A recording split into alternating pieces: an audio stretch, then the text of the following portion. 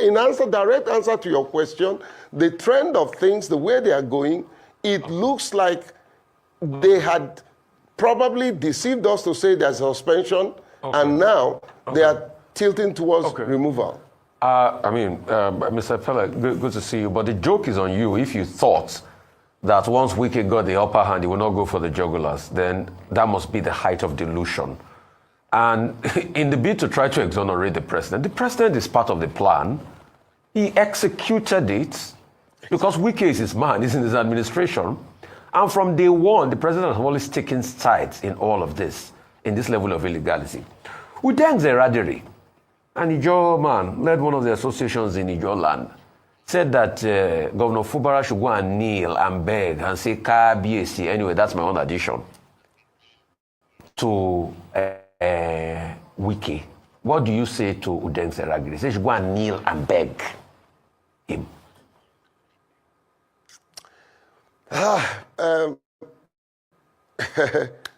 Oseni, my good friend,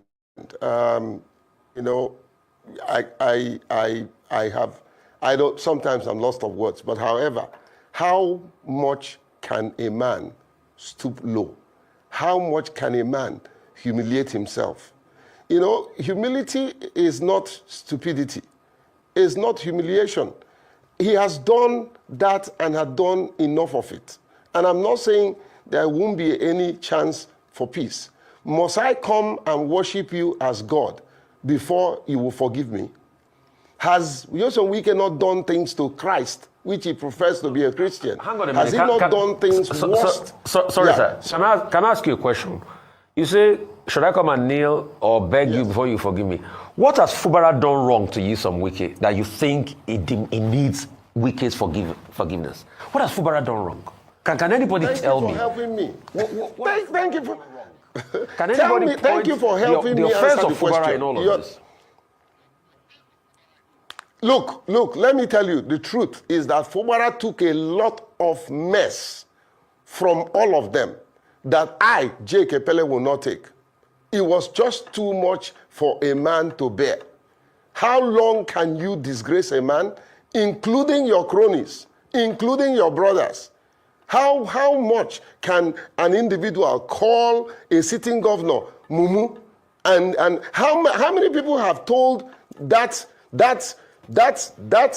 local government? All right, let me quickly come here before we move on. I appreciate you all. Good morning, good afternoon, good evening to you all. Mother of all, Mommy Diaspora, thank you very much, Mommy. I appreciate you for all that you do. Good evening to you. Thank you very much, Abo Azi. Thank you, Madam Rita. I can see you all right there already. A lot of people already there. Thank you, Mike Akambare, Wisdom Lucky. Thank you, my people. Mr. Johnson Emmanuel, thank you very much. Good evening to you. Larawajo, I can see you in the building today. Dixon Dagbon, Shizoba, I can see you. Rosemary Osas in the building. Prince Aka, Oma, thank you very much. God bless you all. Bex Mark, I can see you in the building. Austin Prince, good evening to you. Chris MNKOB, thank you. Discussor Channel TV, you joined us today. Good evening to you. Chukwu Emeka, good evening, my people. And God will bless you. Arize, thank you very much. Good evening to you as well. Process more in the building. Thank you, Oluwatosi, my brother. Thank you. Looking forward to see you on the panel shortly. Thank you, Uyi Desmond. I can see you right there. Thank you, my people. Again, Olumide Akewumi, my brother. Thank you. We don't miss your submission for a while. But I say, Tinubu matter and Nigeria matter don't tire you. All right, Wabo Felix, I can see you. Thank you so much. Many others right there. Gio Deborah, many more. Okay, this man where they talk so far on the screen. We don't know why we face a lot of problems for Nigeria. A lot of our leaders or our elders, when they talk, that they bend mouth, they talk, that they fear. Two things involved here where Rufai for give this man liver. If you check before I pause yours now, the liver be done they come because Rufai don't give am liver. One, if they talk, if they try, they blame Wike, they sideline Tinubu. You don't want to talk with Tinubu, no, may not get problem with Tinubu. Now Rufai remind us, say, are you not aware that Tinubu is the master plan of this whole satanic thing that is happening to Fubara or in the River State? The man was not shaking his head. Okay. Then he now went on.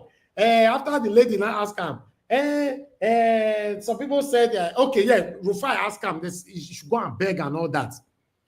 Now, the man responded by saying, there's nothing wrong if somebody beg or whatever, at least there should be room for peace and whatever, blah, blah, blah. The man was still blabbing because all of them, they fear. Nobody want to speak truth to power.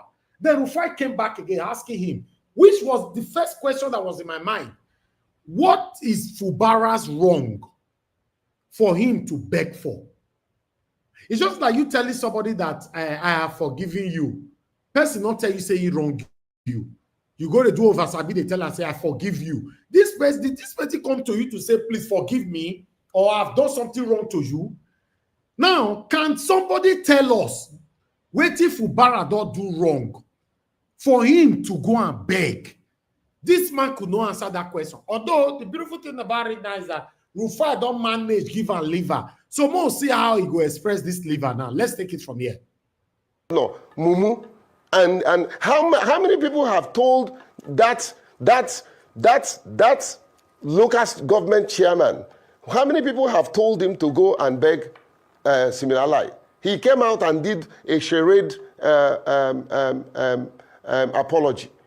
How many people have told him? One of the things that Yosef Wike have said against Fubara, how many people have told him to go and apologize? And I'm not saying there shouldn't be room for peace, okay? But must you wait for a man to come and kneel down and prostrate? Who do you think you are? No, wait.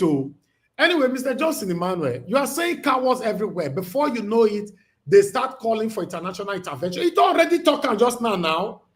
It's calling for international bodies to intervene into this suppression of Fubara. They have started now. The man, they bend mount. Although the situation of the state is affecting him, but they fear. Rufai, give and liver. Say, oh, God speaking. Not they bend your mouth, they talk.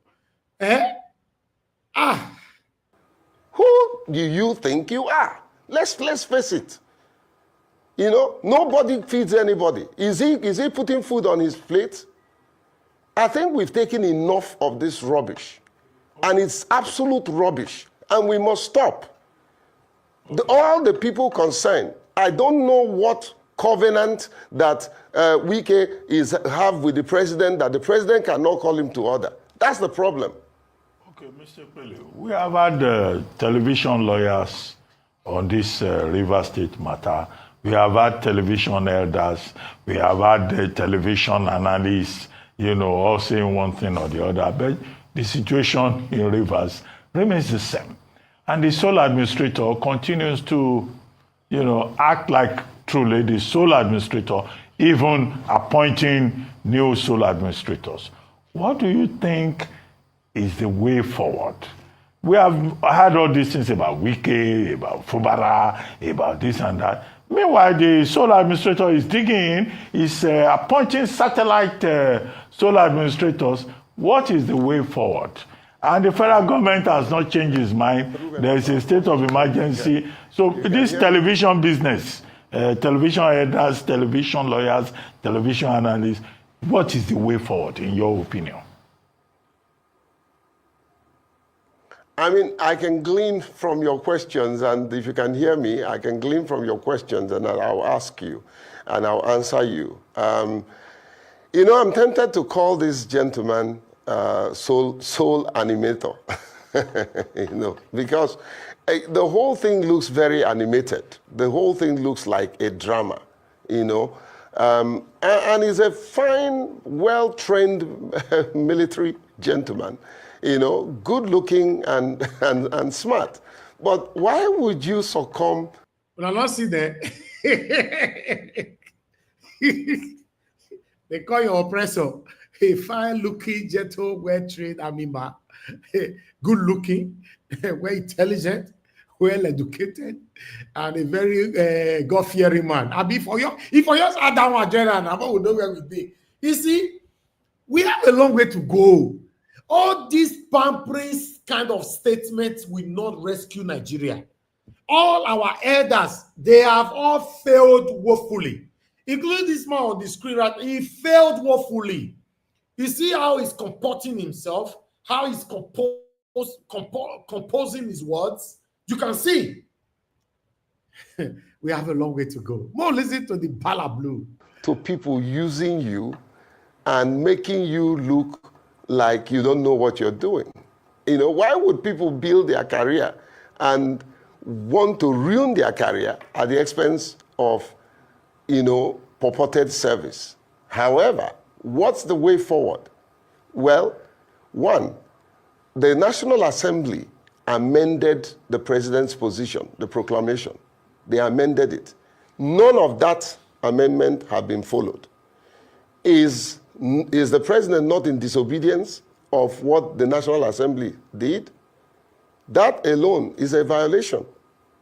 We need to go back to what the National Assembly amended.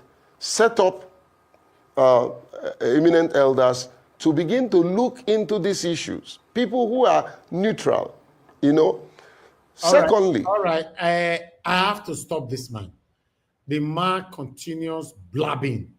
It's getting me really upset, so there's no need to follow up. The man just wants to appear on the national TV. At least I've done my part. That's what he's doing. In case Fubara say I not go talk, I don't talk, but you are not hitting the nail. We are looking for that elder that we can trust, that we can rely on, that can heal the nail directly and speak truth to power. Not elders who package themselves, who jump the truth and start blabbing, who is trying to deceive the gullible Nigerians, in the process also trying to hold a proper stand with the satanic oppressors that we have in Nigeria. That's what he's doing. That's what this man was doing. So he was trying to stand in the middle, blame the Tinubu a little bit, try to convince and deceive the gullible River State people that at least I they talk. That's what that man was doing. But meanwhile, what do I know? I'd like us to move on right now. Let's talk about the Labour Party. Depending on who you ask. After months in which Mr. Abure and his supporters made legendary attempts to rip up the rule book and install themselves in office, bringing the party to its highest level of public disrepute in years, the faithful appear to have come together and say they are confident they can now move things forward. They say that following today's meeting, in which they unanimously ratified the leadership of Senator Nenadi Usman and her National Caretaker Committee, a new direction is being forged as they prepare to put in place a program for the conduct of ward, local government and state congresses, as well as the national convention of the party. So, after months of uncertainty, during which confidence was undermined in the party that Peter Obi took to the greatest, almost unimaginable heights, is the worst now over? Well, not if you ask Julius Abure and his supporters, who say they are fighting back.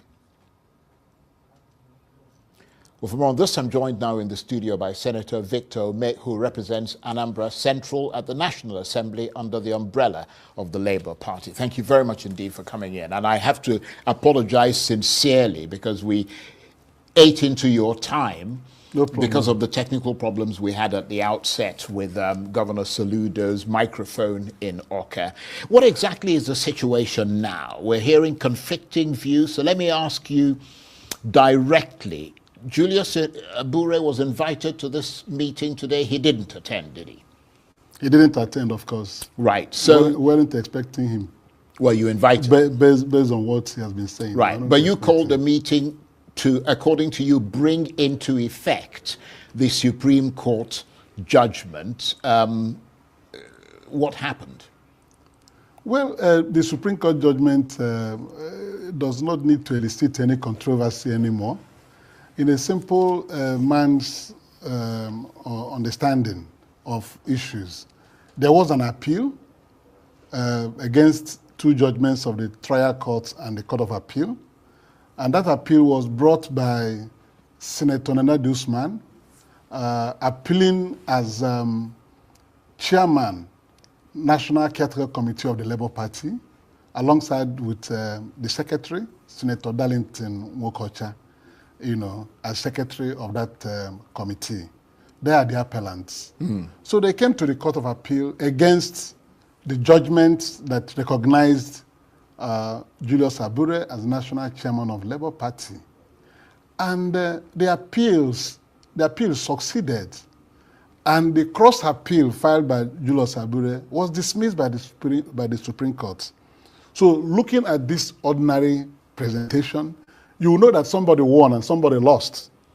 There's no way somebody who lost an appeal will come back and say, nothing happened to me. I'm still where I am. With all due respect, Senator, if you boil down what the Supreme Court said, yes, the court said that you have to use your own internal mechanism to sort out the problem. Yes. That's really what it says when you boil it down. So the question is, which one of the two groups is ascendant? Is it Nenadi Usman or Julius Abure? Of course, it should be Nenadi Usman and his group and her group.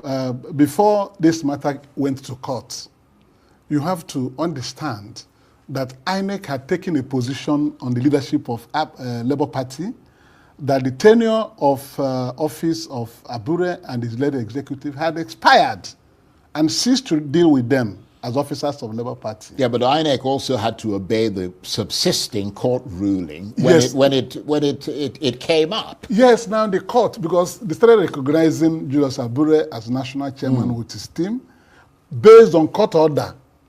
And those court orders, the trial court and the court of appeal, have been set aside. So the orders the two courts made directing INEC to recognize Abure as national chairman of Labour Party had been set aside by the Supreme Court.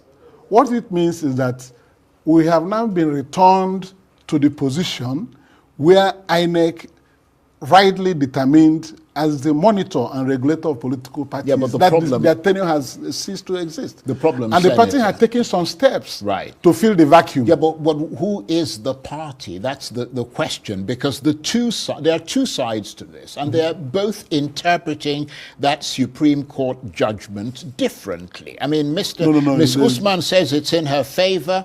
Mr. Abure says it's in his favor. Do you think, I mean, is it necessary to approach the courts for clearer interpretation? I mean, if you read the concluding pages of this judgment, and I have looked you have it. Yes, you'll see where the Supreme Court summarized their findings on the appeal by saying that the order made by the two courts below directing that Julius Abure should be recognized as the national chairman of Labour Party is hereby set aside. It means that he should no longer be recognized as the chairman of Labour Party. Yeah, but why does the court then say that you have to use your internal mechanisms to sort out whatever problems you've got? No, that is the natural thing. The decision... No, it is the natural thing. Yeah, but the decision it made was that the appeals court does not have the jurisdictional power to decide the case. Prior to the matter coming to the Supreme Court, Abure was recognized as national chairman of Labour Party by the orders made by the two courts below.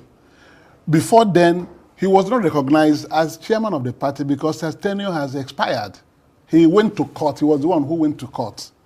And the court found in his favor, the trial court and the court of appeal.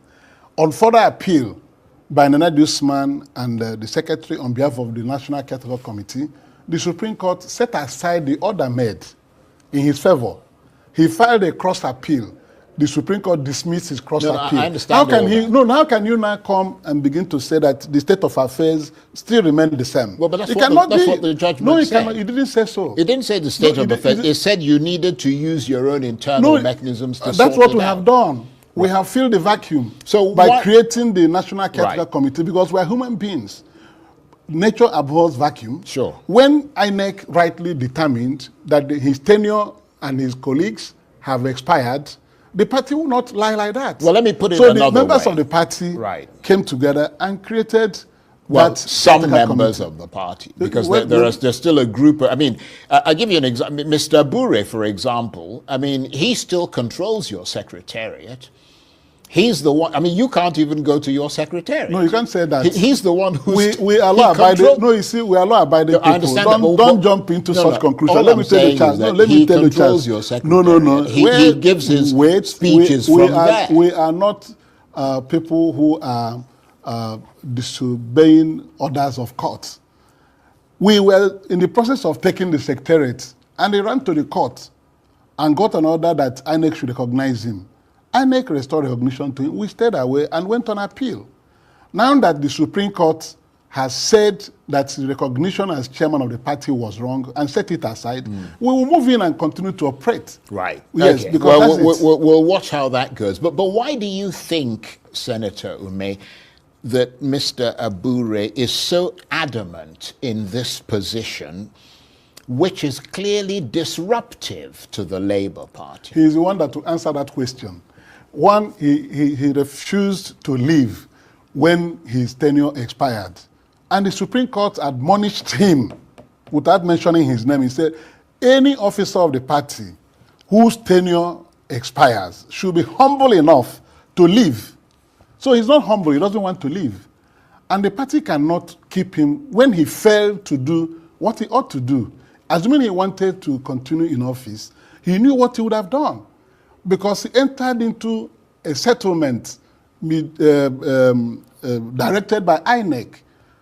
The parties feuding at that time submitted themselves to alternative dispute resolution in INEC. And there it was agreed that Abure should be allowed. It's not today that they've been dragging him. Like, he should be allowed to continue as chairman. At that time, he was fighting with members of the NLC, who were statutory NEC members in the party. So as a way of allowing them participate in the 2023 general elections, a settlement was midwifed by INEC in the Alternative Dispute Resolution Department, where it was agreed by the parties that Abure should continue as chairman, and after 1 year, he will conduct ward congresses, local government congresses, state congresses, and then all-inclusive national convention within 1 year. Have you seen it? And he signed the agreement with his secretary, Farouk Omar. And this settlement was taken to the Federal High Court, presided over by Justice Gabriel Kolawole, and it was admitted as a consent judgment between the parties.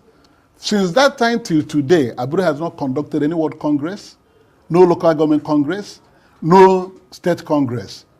And he jumped in to say he has conducted national convention to return himself and his cronies back to office. That's a breach of the agreement. Right. It's a breach of the agreement. Right. And because of that, he made the mistake. When he wanted to do this, you know, I was former national chairman of ABGA for 10 years. Yes, you were. So I advised them that you cannot hold a convention without building from the bottom to the top. You must put ward structures in leadership, local government structures in leadership, state structures in leadership. Then these people will now arrive at the final state convention and national officers. Right. It's not a rocket science. I have to apologize. They refused to do all that. Right. And wanted to foist themselves on the party. That's what the Supreme Court told them. Right. If your tenure expires and you fail to do the right thing to renew your leadership, you humbly bow out. They failed to do that, right, and they want to continue. Well, in spite of all story building like Governor said to you, will you start from the Isn't the Constitution had given them that prerogative to be able to determine how they run the affairs of the party? It didn't give the... Where did the delegates come from? If you how can you generate delegates if you start the congresses from the top? So you imagine that, naturally speaking, that as soon as the Supreme Court ruled a few days ago that Mr. these things himself and his colleague in the NWC and exit the stage. Is that the position? Yeah, exit the stage, but that does not mean leaving Labour Party. The door is still open for him to run for election if he wants to remain as national chairman. But the processes must be followed through. He would have to wait when we have, the structures from the wards and up. You were at the NEC meeting led by Mr. Peter Obi and Senator Nana Usman today. It does look like from what I hear, because I listen largely to almost everybody who spoke, the disappointment that looks like Mr. Abure is being sponsored or used by external forces. Why do you people feel like that? Well, in African palace, if the witch cries in the night and the baby dies at dawn, of course, you know where to locate the problem. Certainly, an Abure, you begin to wonder what is giving him the guts. This was the same Abure who rose by subterfuge from Assistant Secretary of Labour Party to become national chairman. I don't want to go too back. You cannot even begin to interrogate that. You begin to wonder who is funding him. Why is it that in every off-season election in all the states, there are issues around money and the wrong use of money? Can Abure tender an account of the party, a party that you leave penniless at every point in time, yet you sell forms, you go, there is a fiasco. So talking about who is funding him, it's like asking who is funding the crisis in the PDP. We all know how it came about. What does your gut feeling tells you about the crisis in the party? You think that some people are funding it? Of course. Who are these people? The people who were shocked by the phenomenal rise of the Labour Party. Who are those? Is it the PDP or the APC? The APC. Oh, the APC is funding Abure. I wouldn't know, but he is in bed with them, so they say. Oh, really? Yes. That's what is going on. To what end would APC be funding Labour Party? Well, they know that the Labour Party is actually the opposition party, the number 2 party in this country today. And they know that it is a veritable platform for us to challenge for the presidency. You know what happened last time around, the glitches and all of that. But for that, the Labour Party, of course. Why do you think Mr. Abure will subject, based on your own allusion and your claims, why do you think Mr. Abure would subject himself being used by the ruling party against his own party? Let me tell you why. Some people prefer to be kings in hell rather than be a chorister in heaven. Is that the case? Yes, and so Mr. Abure and his cohorts feel that this is time for them. They have gotten one state, has members in the House of Reps, in the Senate, in the state assemblies, and so it is time to reap from their sweat. Of course, they worked hard for the party, but a party is not run on the sentiments of a few individuals. In the APC, for instance, His Excellency Adamu Abdullahi led them to victory. Is he still chairman of the APC today? If it were an Abure, he would insist that he will remain chairman of that party. Let me go to page 47, and I hope that my producers can provide us, because I want our viewers to be able to have understanding. A lot of you who may not be privy, and we will see how we can probably put the judgment as available to me here on the channel's website, and we'll see if that can be done before the end of the program. We'll put it on our website. Maybe a lot of. Unfortunately, I don't have time. I would have continued with that, but I want to give credit to Shehu, how he managed to practice top-notch journalism right there to bring words out of this man. Yes, the man started by saying there are people behind Abure. Shehu managed to push this man, push him to go measure APC. I like that. I really do like that. So, but the truth of the matter is that I'm not surprised, because I told you guys just yesterday here, Abi, before even this interview, that Abure is already working with satanic people who are doing everything possible to silence Peter Obi in totality. But meanwhile, I'd like us to move on. Thank you very much, my people. I appreciate you all. Press on the like button, help us to share. Wait till they stop now. Now they press this like it. I say everybody just come in and start watching, but you know, to press, how can I have 79 likes? Now 79 people they watch me so. 79.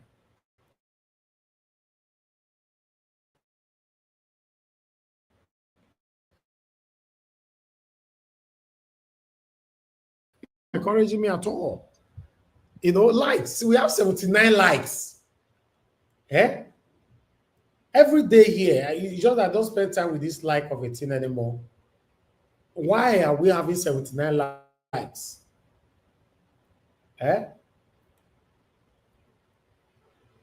Can somebody press on the like?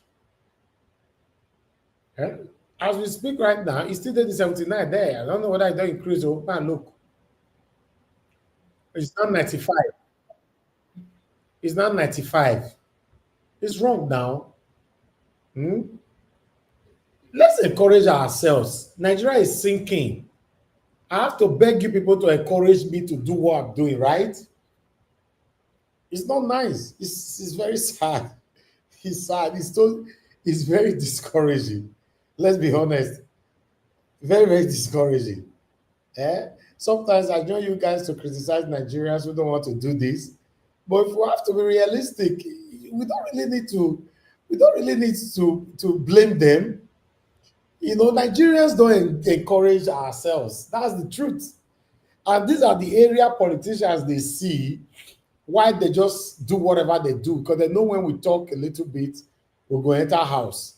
We are not encouraging ourselves. So if we really need to be honest, a lot of people prefer to use their time to do something else than to be talking about this or, doing anything that will make Nigeria to be better.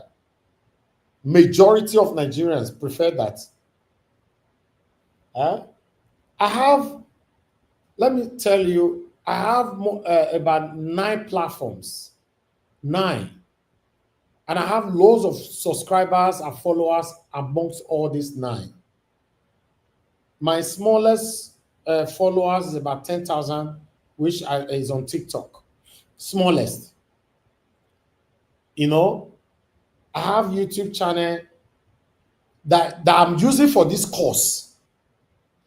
Nigeria Watch is there, over 100,000. I have Nigeria Watch over 40,000.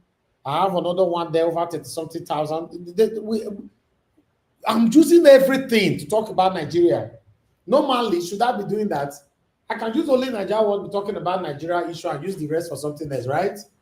That's how you know someone that is not selfish. I use everything, both all my pages, everything on Facebook, everything. You have to talk about one thing, and we are not encouraging. I'm telling you guys, because I go use all these words against you tomorrow. In case I don't wake up tomorrow and say I'm not getting hand for this matter again. If I hear pain, if I hear pain, like this video I'll come play for you. Say, hey, the time why they talk, and not hear me that time. But not encouraging now. Sometimes I'll just talk for a whole 4 hours. Nobody will buy me coffee. And people who also buy me coffee on this platform, they are the same people. If you have to check it. Have you ever seen a strange name, a new name, support us here on this platform? It's difficult. It's the same people, 1 to 5 people or so. About 5 people or 6 or maximum 10. But the same name, the same people. It's not nice. If you know you cannot financially support us, that's fine. Press on the like. Press on the like. My panelists go come here, they go talk. Some of us go get headache. For our voices to go far, to get the change that we are craving for, we don't go press like. I be some satanic people listening here. We also be listening like na money. But we don't say we una full year. There is a belief say no, na like, maybe they like, and whenever you press our money, go enter account. Wow. So people will carry calculator for another person matter. Like, wow. But meanwhile, I like us to move on. God bless you all. Let's begin what's trending in River State, with reactions trailing the appointments made by the sole administrator of the state, Ibok Etta Ibas, despite a court order barring him from doing so. Well, in a move that has left many in disbelief, Ibas on Wednesday appointed administrators for the state's 23 local government areas, barely 24 hours after a federal high court sitting in Port Harcourt issued an order restraining him from appointing LGA administrators. Well, according to the secretary to the state government, Ibas has also approved the reconstitution of some board of agencies, commissions, and parastatals that were earlier suspended. The wave of appointments has raised questions about executive overreach and respect for judicial processes. Let's take some reactions. This is from Sege, who wrote, "The judiciary have completed their madness by handing over the country's justice system to politicians. No one will obey and respect them anymore. Politicians now see their ruling as transactional. The bedrock of democracy is dead in Nigeria." Well, Agosa wrote, "The same lawyers in the temple of justice are the ones telling him how to navigate legal loopholes planted by the 1999 Constitution as amended." Dr. Bati, can you blame these people? I mean, the court ruling stemmed from, a lawsuit filed by parties challenging the legality of the administrator's powers to make such appointments pending the determination of the substantive case. I believe the judge had granted the application and ruled that Ibas should appear before the court to show cause why the application should not be granted. The case was adjourned till April 14th, I believe, Dr. Abati. We are seeing the flouting of court orders in Nigeria. It's so rampant. I mean, why wouldn't the sole administrator also follow suit at this point? Even Nigerians are outraged. I mean, this is really, really a worrying situation that is developing every single day in Nigeria. Okay, the outrage is understandable, Yes. but it is not new. Routinely, we have had in recent times government disobeying court orders, including the orders of the Supreme Court, including the orders of the West African Court of Appeal. In other words, in the same country where people take the oath to defend the rule of law, they violate the same rule of law. And that should be of concern in terms of the place of the judiciary. How can you say you are running a government based on the rule of law and the courts give directives, they give rulings, they give judgments, some of them declaratory, mandatory, injunctive, and then people routinely, because they occupy positions of authority and power, disobey the courts? I think that is an issue. Number two, in Rivers State, it's about the fact that even the declaration of a state of emergency and the dissolution, people of Rivers State who have seen this as an opportunity. But I have some videos that I would like to quickly project concerns Nigerians who reacted to what is happening in Nigeria in a different way. But I would like us to start with C. King. C. King also reacted. In fact, let's take this. Breaking news. Our fake president, Mr. Tinubu, that told us that he is going to France for 2 weeks working days. The president of France himself now has just been found in Egypt. So that means say the president of France no say Bola Ahmed Tinubu dey inside France. Abi if you know she go leave Tinubu for France, they go Egypt. One, let me tell you people the truth that you don't know. There is nothing like he's going to France to go and work. He's not going there to go and work. He does not have health. He have health issue. He's looking for help concerning his health up and down. That is why he went to France. Imagine as he take embezzle money rich. They say now you build Lagos. You build Lagos. You cannot build hospital that can take care of you. They say health is wealth. But look at you, Bola Ahmed Tinubu. You have wealth, but you don't have health. Health zero. You cannot build wealth. You steal wealth. You know if you build health for yourself. They talk say now you build Lagos. So in the whole Lagos state, you could not build health care center that can take care of you, no matter how sick you are. And you build Lagos. Then they tell us every day, say now you build Lagos. Now you are even a president of Nigeria. You have been there now going to 2 years. You still cannot build hospital in the whole Abuja that can take care of your health. Too sad. Too bad. We have had a northern president from Katsina for 8 years. Before he came, we did not have a single IDP. All our local governments were safe. Now Katsina State, 22 out of 34 local governments, that is 65% of Katsina, is under siege. Borno State is more secure and safer than Katsina. that we had a president who is from there. That is a failing of us Northerners. We need to look at ourselves. And now here we are. We have a leadership, we have a vice president number 2 who is from the North.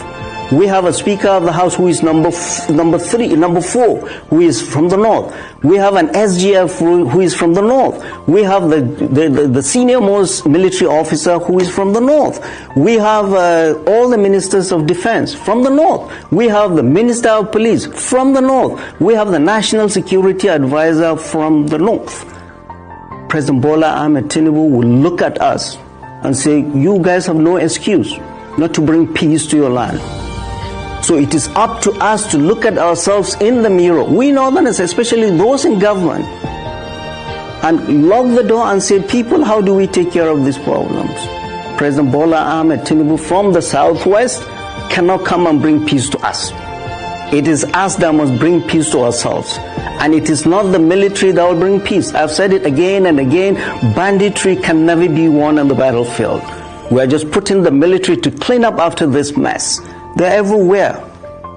So Northern leadership, all of us, must come in, lock the door and sit down and see how we can bring peace to our land. 15 years of Boko Haram, 9 years of banditry. Are we going to continue this forever? I have friends in the United States calling me and say, did you see the primary school where these kids were taken? Blown roof, nothing there. Well, this is the leadership of the North that fuels all of this. And we're looking elsewhere, we're blaming somebody else. No. Leaders of the North, those in government and out of government, it's time for us to look ourselves in the face and say, we have failed our people, we need to do better. The military cannot bring peace to ourselves. None. We must all get involved and stop this nonsense, this Boko Haram, this banditry. This our problem in Rivers State is. My name is Honorable Natasha Rosa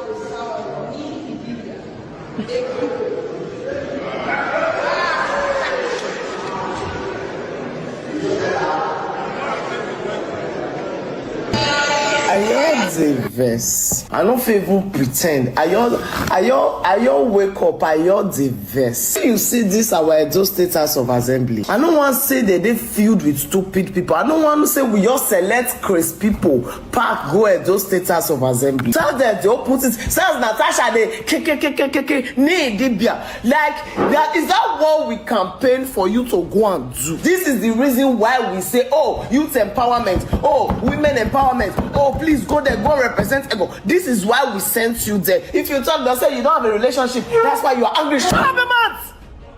These people are our mouthpiece. They're supposed to be speaking for us. Person not the few renters for Bini. Now there they go regulate us. So oh yeah, this is the new policy. This is what we should do. They are the parliament, they are the watchdogs. They are our mouthpiece. Now they go talk when they do us for there. Look at the killing in Uromi. Have you heard that the State House of Assembly said something? Fulani herdsmen killing in the farms. Have you heard the Edo State House of said anything? I've not seen people as useless and incompetent like the Edo State House of Assembly. But if you talk, they will say, hey PC Naisana, hey PDP, she's shh. I go wipe something for her head. I just wake up now the first video I say I'm like, what's it be this? There's a lot going on for us to be king. It's not from a place of hate. The country, the state needs urgent attention. Every political leader should be on their feet, not king. All of you have tough jokers. What is now the fate of the average Benin man? An average citizen? Una they mad. And Nigerian youth will live una. See, that day will actually come. See, I don't care who laughs at this video. You can laugh now. But that day where you will cry, will come.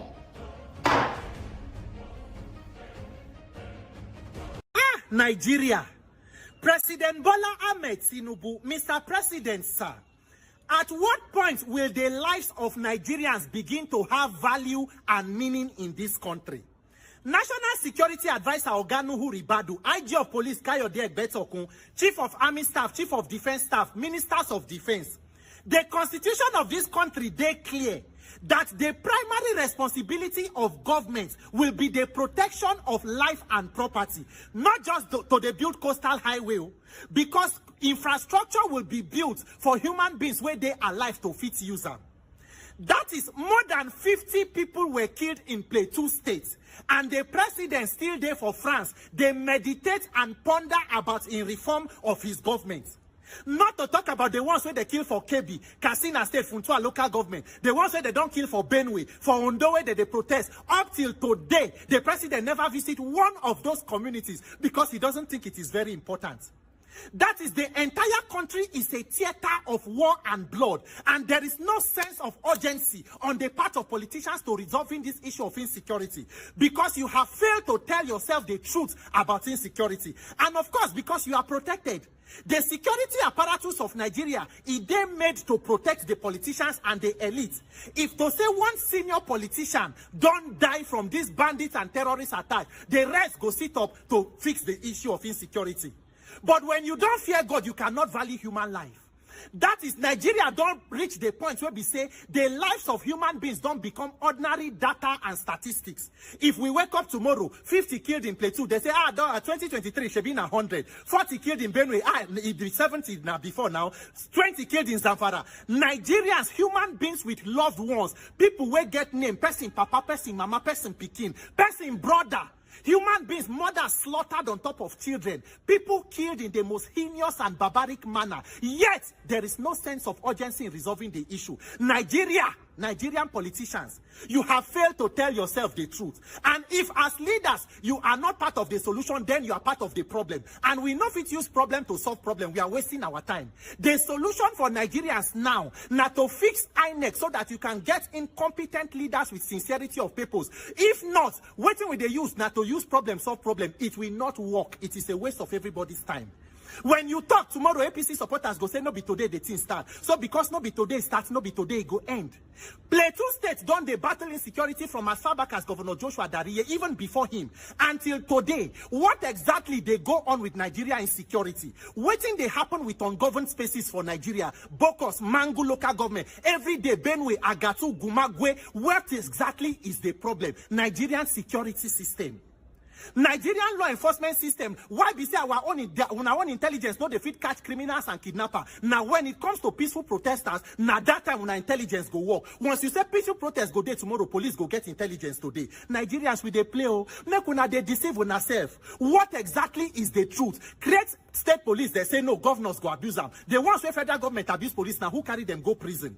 Nigerians, we must tell ourselves the truth. We should not allow the deaths of fellow human beings to go without notice. Imagine say as we sit down for this Lagos, people you hear say they go attack your community, slaughter your loved ones, God forbid. Because for Nigeria, there are so many ungoverned spaces. You get places where you go there. If anything they happen that they kill people there, now only blood of Jesus and inshallah go fit help now. The security does not even get up to that point. Nigeria, we must develop a higher level of moral consciousness. What exactly be the truth about insecurity for Nigeria?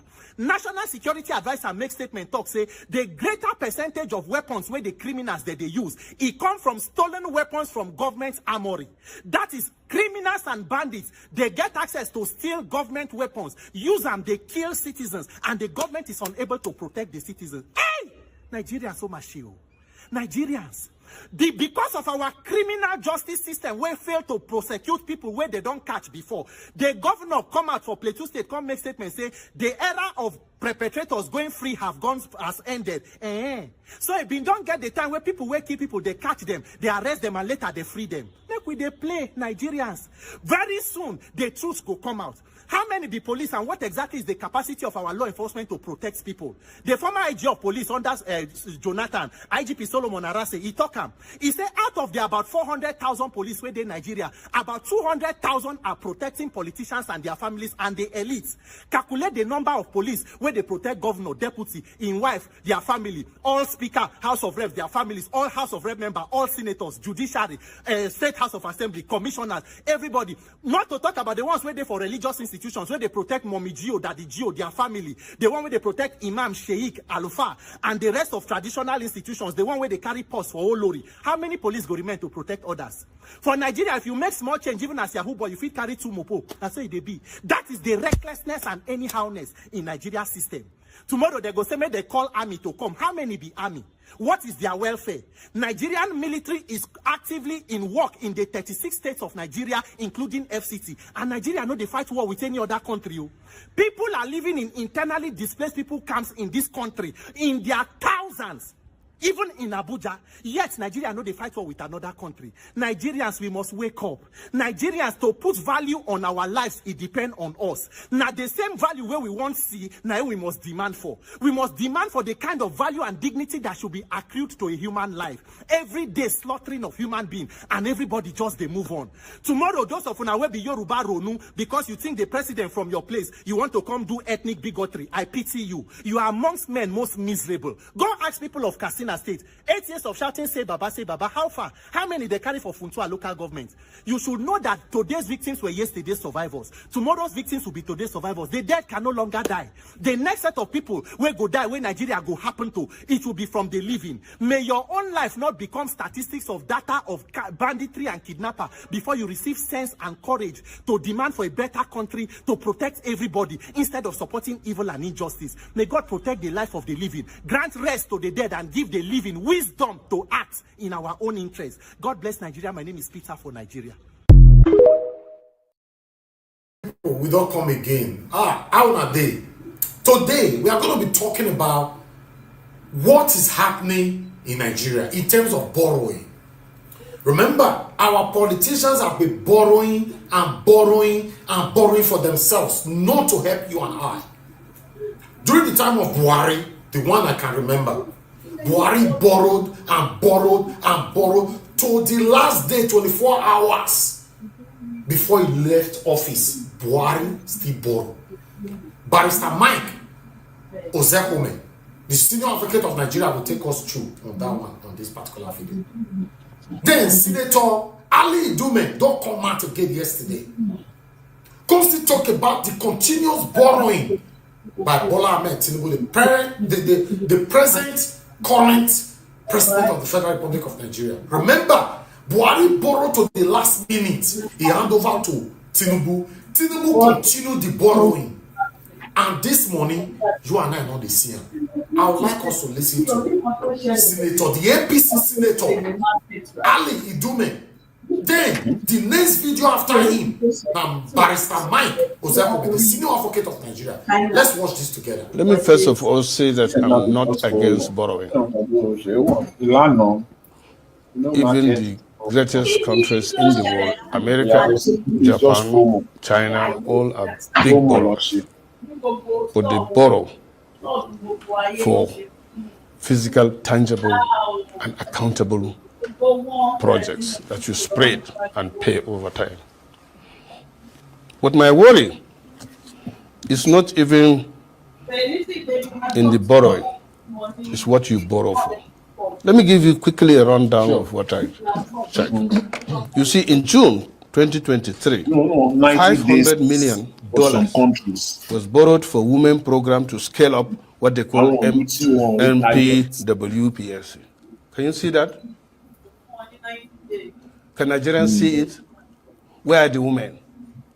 Then on June 23rd, the same day, $800 million was borrowed to cushion the impact of high petrol prices after fuel subsidy removal. How? Where? Then on September 23rd, 2003, under the same government, $700 million was borrowed again for Adolescent Girls Initiative for Learning and Empowerment. Then, on December 23rd, the same thing, $750 million borrowed through what they call renewable energy scale-up. Then, June 24th, 2024, $1.5 billion was borrowed to support Nigeria's reform for economic stabilization to enable transformation. That one sounds very spurious, I have to be honest. Okay, you see? Then in June 24th, $750 million again was borrowed for immediate financial and technical support for efforts to stabilize economy and to scale up support to the poor and most economically at risk. Then on September. Well, they would argue that particular one that they've been making payments to a lot of poor people. Where are the poor people? Some of their cash transfers and things like that. Look, whenever you're doing something, if it is true, somebody will come out to say thank you. But are these loans, are they approved by the National Assembly? I mean, do they pass through your Senate for No, approval? what passes through the Senate so far as this is these are itemized. Right, the bulk of it passes No, the bulk, through. you don't pass the bulk, you pass the itemized. If, for example, Right. before... So were all these itemized things No, approved? not to my so you're knowledge. saying they're extra? Not to my knowledge, not to my knowledge. Because not I extra. know that Because I, such amount, there was the medium-term expenditure framework. Right. It's something that they bring and we look at and maybe approve it, but that is not to say it's a blanket. So you're saying approval. these things are have bypassed the National Assembly? That is it so far. The reason I say that is that I know that in November 2024, the Senate approved 1.7 trillion naira or something to that effect that the government had requested, which is several... No, it's not. Charles, get it clear. Before you pass the budget annually, there's the midterm expenditure framework that must come before the National Assembly for approval. These are the things that the government is anticipating to spend, but that is not to say that even if it is approved, it is a blanket approval. No. Right. Every item, every of this must be accounted. Yes, right. No, because you need to ask questions. How are you going to do that? How is it important? And when is the money? What are the terms? All these things are supposed to be discussed first before you engage in it. That is the National Assembly approval. But as I said, when you total these borrowings, the figure I got here is about $9.45 billion, which translates to about 13 trillion. And as I said, I mentioned most of them. These are items that are either intangible, those items are not, it has nothing to do with infrastructure.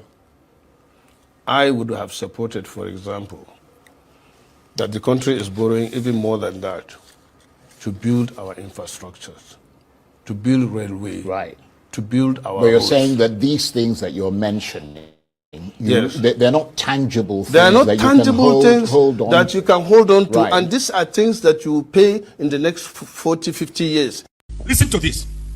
2 weeks ago, the president went to the Senate, to the National Assembly, and said, I want to borrow $800 million. Who has calculator there? 800 million times 760. Can somebody do that? 800 million. 800. They put 60 times 760. That is what the Buhari administration told the Senate 2 weeks ago. They want, Senate said, Mr. Yes, Senate. Mr. Yes, sir. Senate said, approved. To do what with that money? In the twilight of your going, they have just approved over 400 billion. They say payment of judgment debts. Who are the judgment creditors? Have you not seen the judgment creditors in the last 8 years? These are parting gifts for the boys. Nobody is deceived. If everybody is, I am not. Then the same president went to the Senate 3 weeks ago and said, we want to borrow. Yeah, thank you. Do you know how much that is? $800 million is 608 billion naira. 608 billion naira. With that amount, every state of the 36 states in Nigeria can have a first-class hospital, fully equipped, that will never allow any Nigerian to leave the shores for treatment abroad. Do you hear me?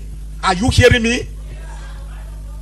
The same federal government 3 weeks ago went to the Senate and said, give us 22.7 trillion naira as ways and means loans, ways and means. 22.7 trillion naira. I thought another government is supposed to come in on the 29th of May.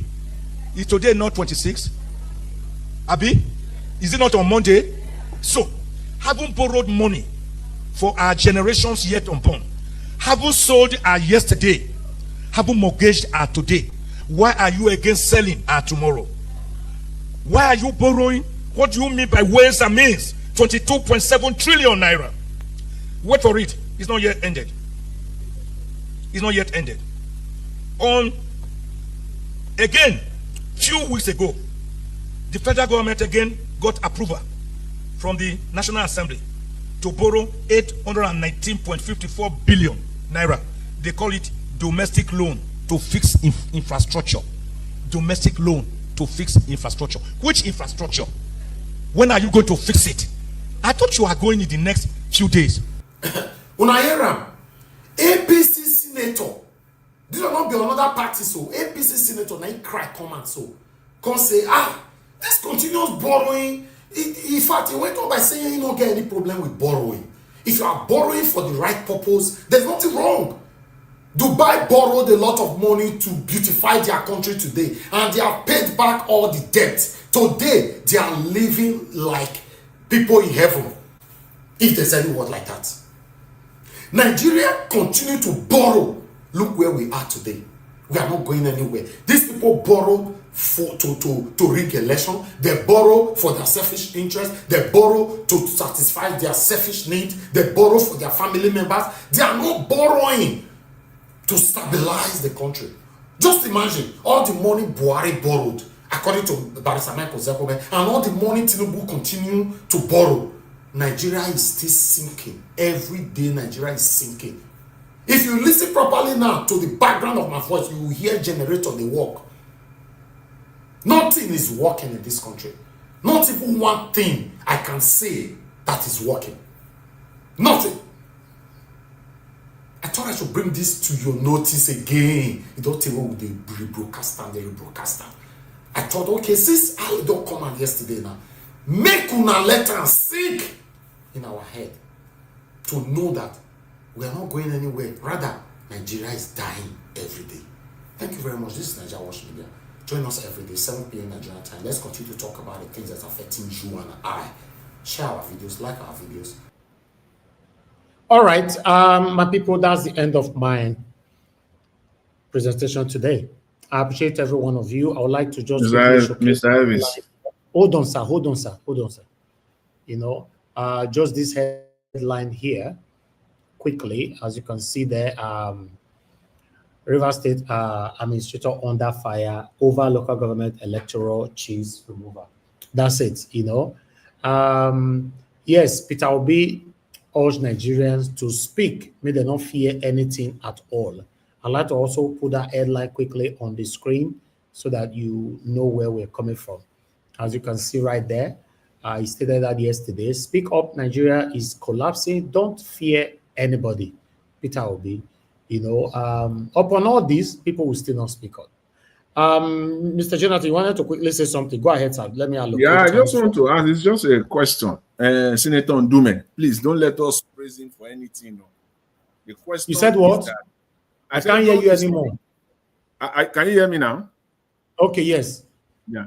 I was talking about Senator Ndume, that what is the praise for him? For me, is the question is, the very clear question is, why now?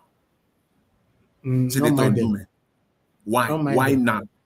You don't mind that hypocrite babu.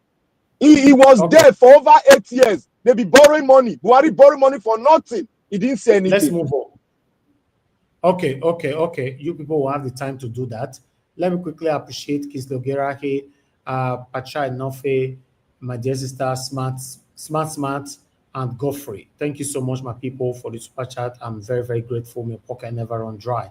Thank you for all that you do. Guys, thanks for all, for those of you that pressed on the like, that have shared our videos. Okay, we're going to start talking right now. I'm just going to call on Give Us Some Hand if you are there. Mother Rita supposed to be here. I don't know what happened. Or she left. Did she leave a message? Okay. She says she have an important thing to attend to. Okay, that's fine. Okay, Give Us Some Hand. Are you there?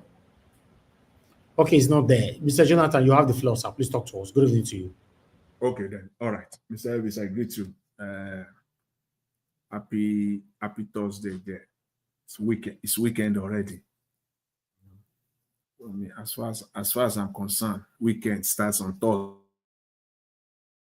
That's my own. Oh. Yeah. Anyway, thank you very much for the good work you are doing. God bless you.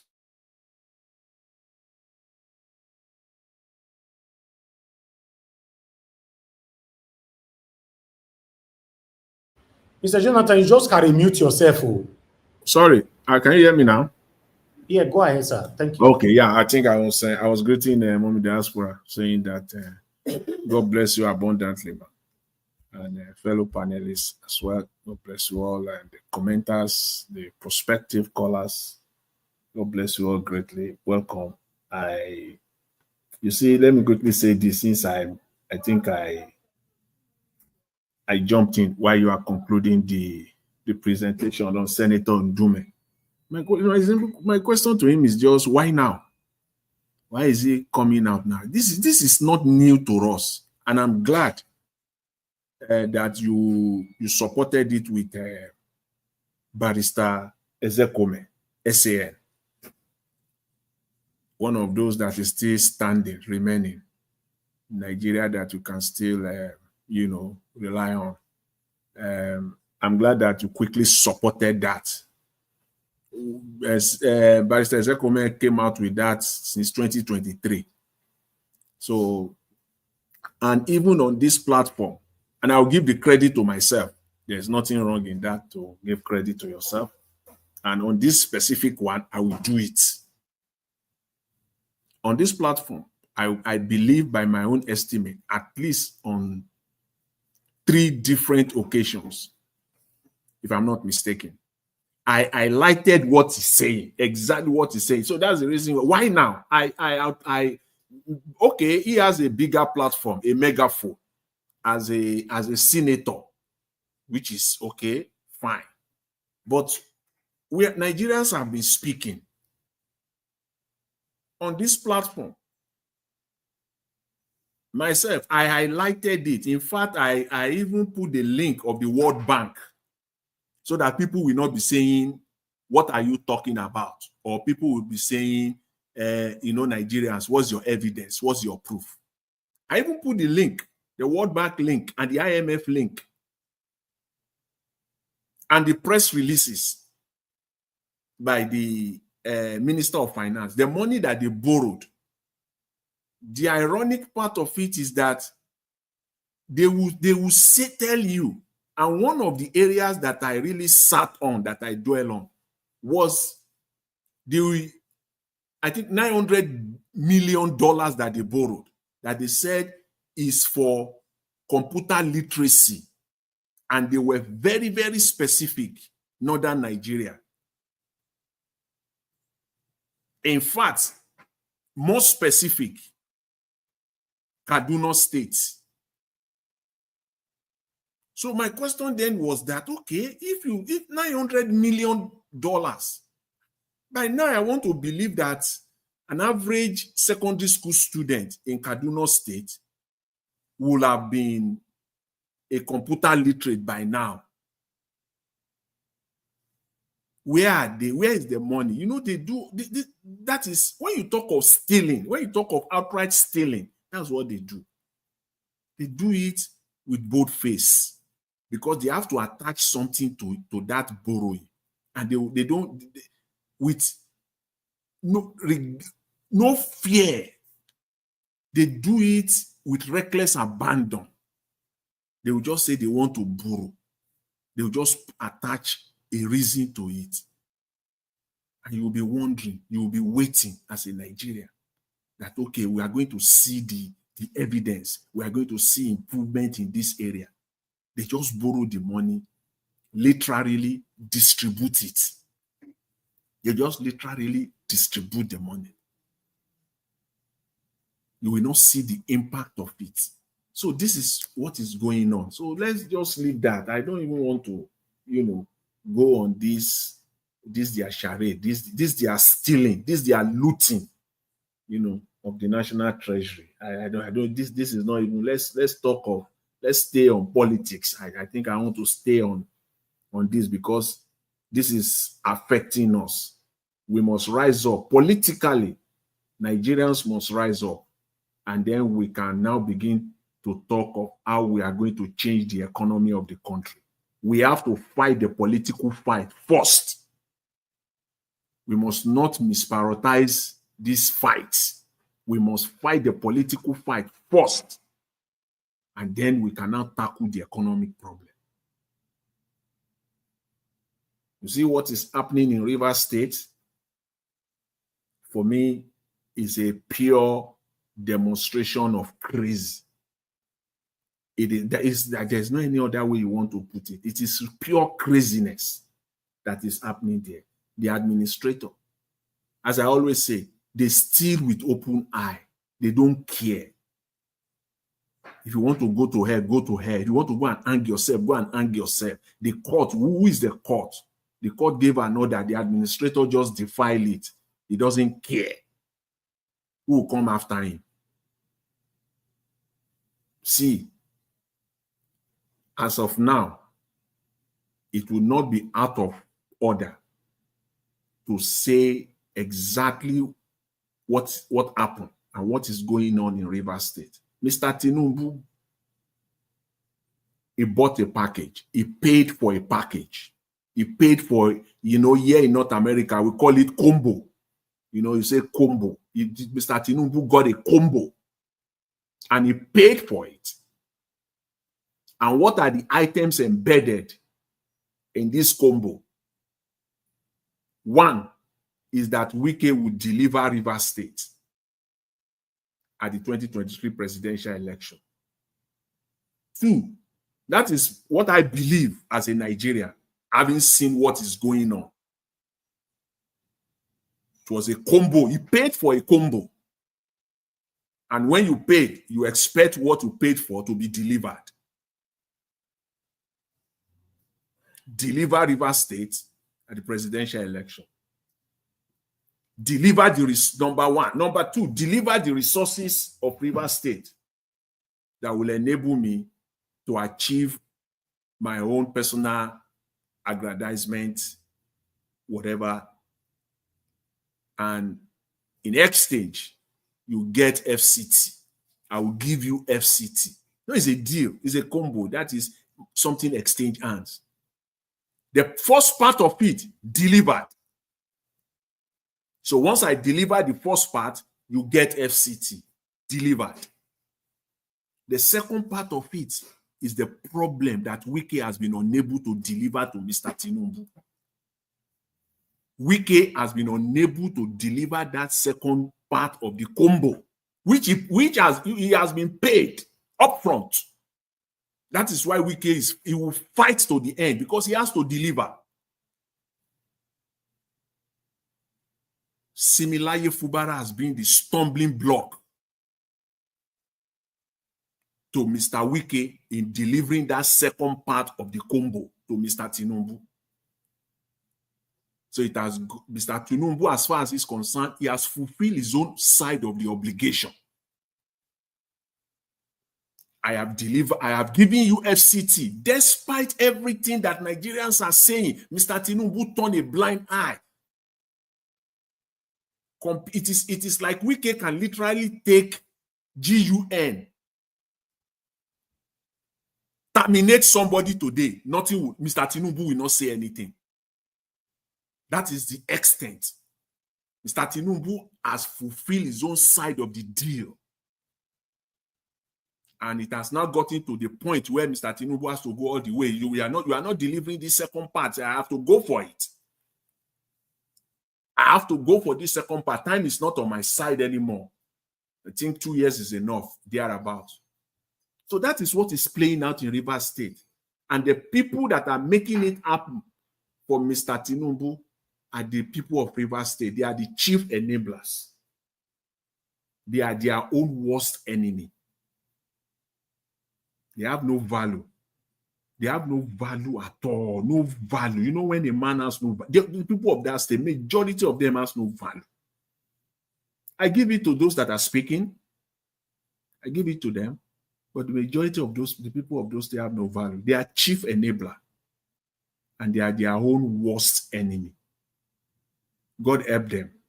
If they do not make a turn, a 360-degree turn, their state will be nothing. all the resources will be stolen, will be taken away. And they will be picking up the pieces. But it's important for Nigerians to know the deal. Let's expose this deal. This is it. This in my own, by my own estimate, this is the deal. And we leave it there. The people of Rivers State, God help you all. You know, with respect to Labour Party. You see, I think we've talked about the issues. And on my own part, I think there are two major issues when it comes to Labour Party. Two key fundamental issues there that is causing all this noise. The first one is the court judgment. I think, for me, I think that has been explained. And I think most of the Labour Party, especially on Mr. Peter Obi's side, they've gotten that and they are explaining themselves out now. It's clear. The second part of it that they are having problem that Abure and his team are still holding on to. The court judgment, they've taken care of that. But Abure is still holding on to another one. And the Nigerian politicians always have problems explaining themselves, almost all of them. That is when they corner them, they always have problems explaining themselves out. Even the best of them, that we say they are the best of them, they still have problems explaining themselves out. Yeah, it's a very serious thing. The simple one. Somebody said if Tinubu wins the election, he will leave the country, he will relocate. And the media came after the election when Tinubu stole it and he was declared as the winner. And they kept asking this man, but you said you will relocate, you will leave the country if Tinubu wins. So why are you still in Nigeria? He couldn't respond. They beat him and beat him. Whenever they want to silence him, they throw the question out to him. He will just be rumbling. He cannot answer it until when Dele Farotimi gave the correct response. They kept quiet. They kept quiet. Tinubu did not win, so I'm not going to leave. If he had won, then I will leave. I will fulfill my promise. He didn't win. What I said is that if Tinubu wins, I will relocate. Did he win? Which election did he win? Yeah. Yeah. Were they thinking that the Liberal team is a coward? That it doesn't. I mean, the man that speaks without looking for a word. Do they think that? Man, I don't understand. Yeah. Until when Mr. Deliberate to me came and they silenced them. The same problem Labour Party people are having now. Abure is telling them and his people. Still on that one of the videos that you presented today, they still had asked that senator. It's like they are in a corner. They are telling them, Abure is telling them, and I will help them out today, going forward. And you will start hearing them now defending themselves properly going forward. Abure is now telling them and his people that the reason why he's still there is that the ward, the local government, and the state executives, their time in office is not the same. Theirs is three years. Abure's one is 4 years.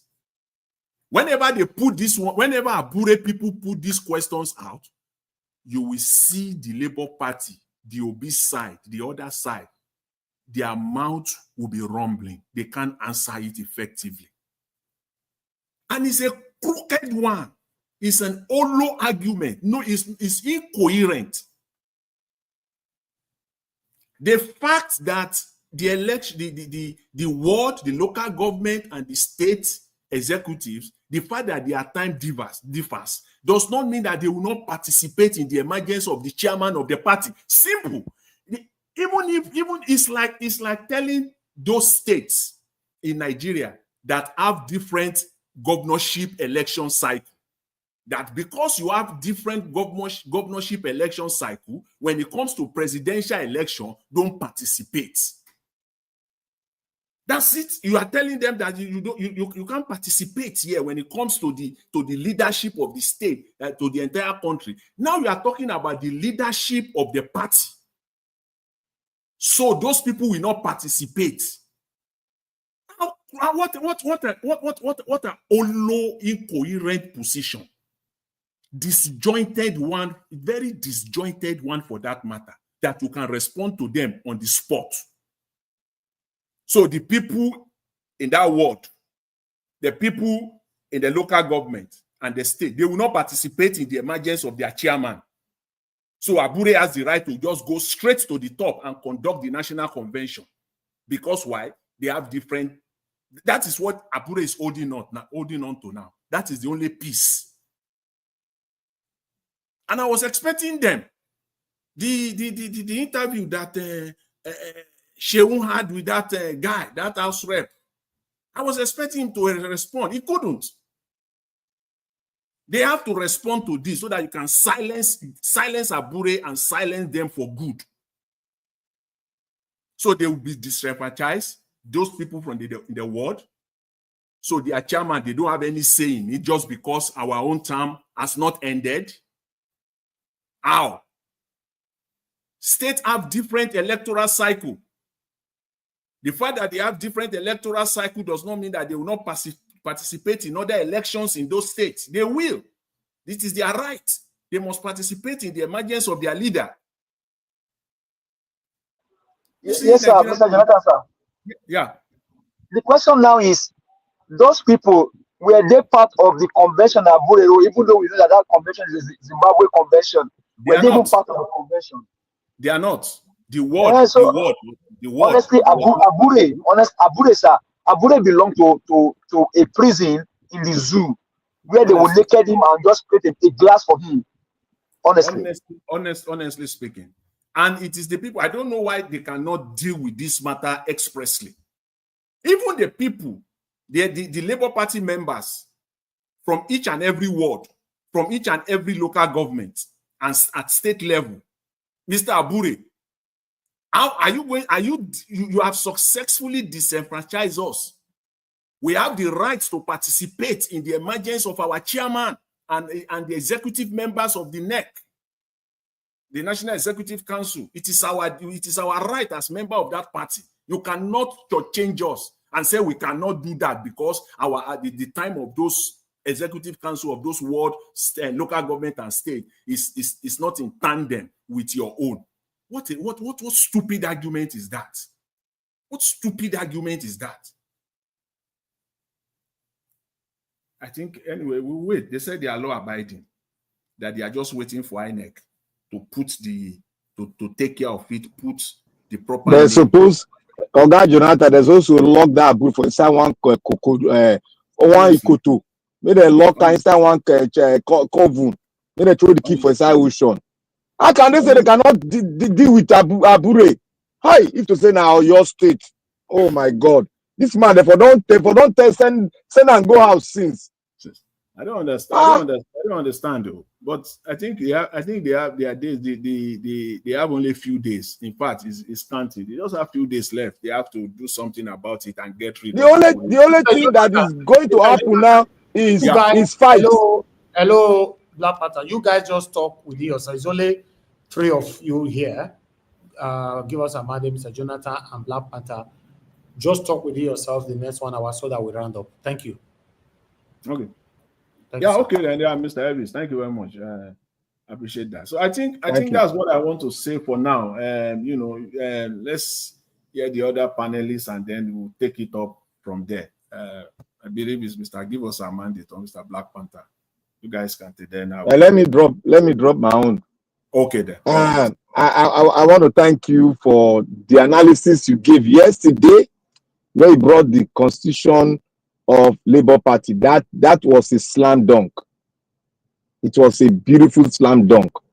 I am not even deviating. I don't want to even hear anything, any nonsense from whether Abure, whether they say local government is so. That part of the constitution has nailed Abure. And the Supreme Court has said it, and power is now in the hands of the constituted body that's supposed to be. So I want to thank other people, other panelists. May I give us a mandate. Thank Nigerians for giving us this platform. May God bless you. thank Mommy Diasporas and everyone listening to us out there.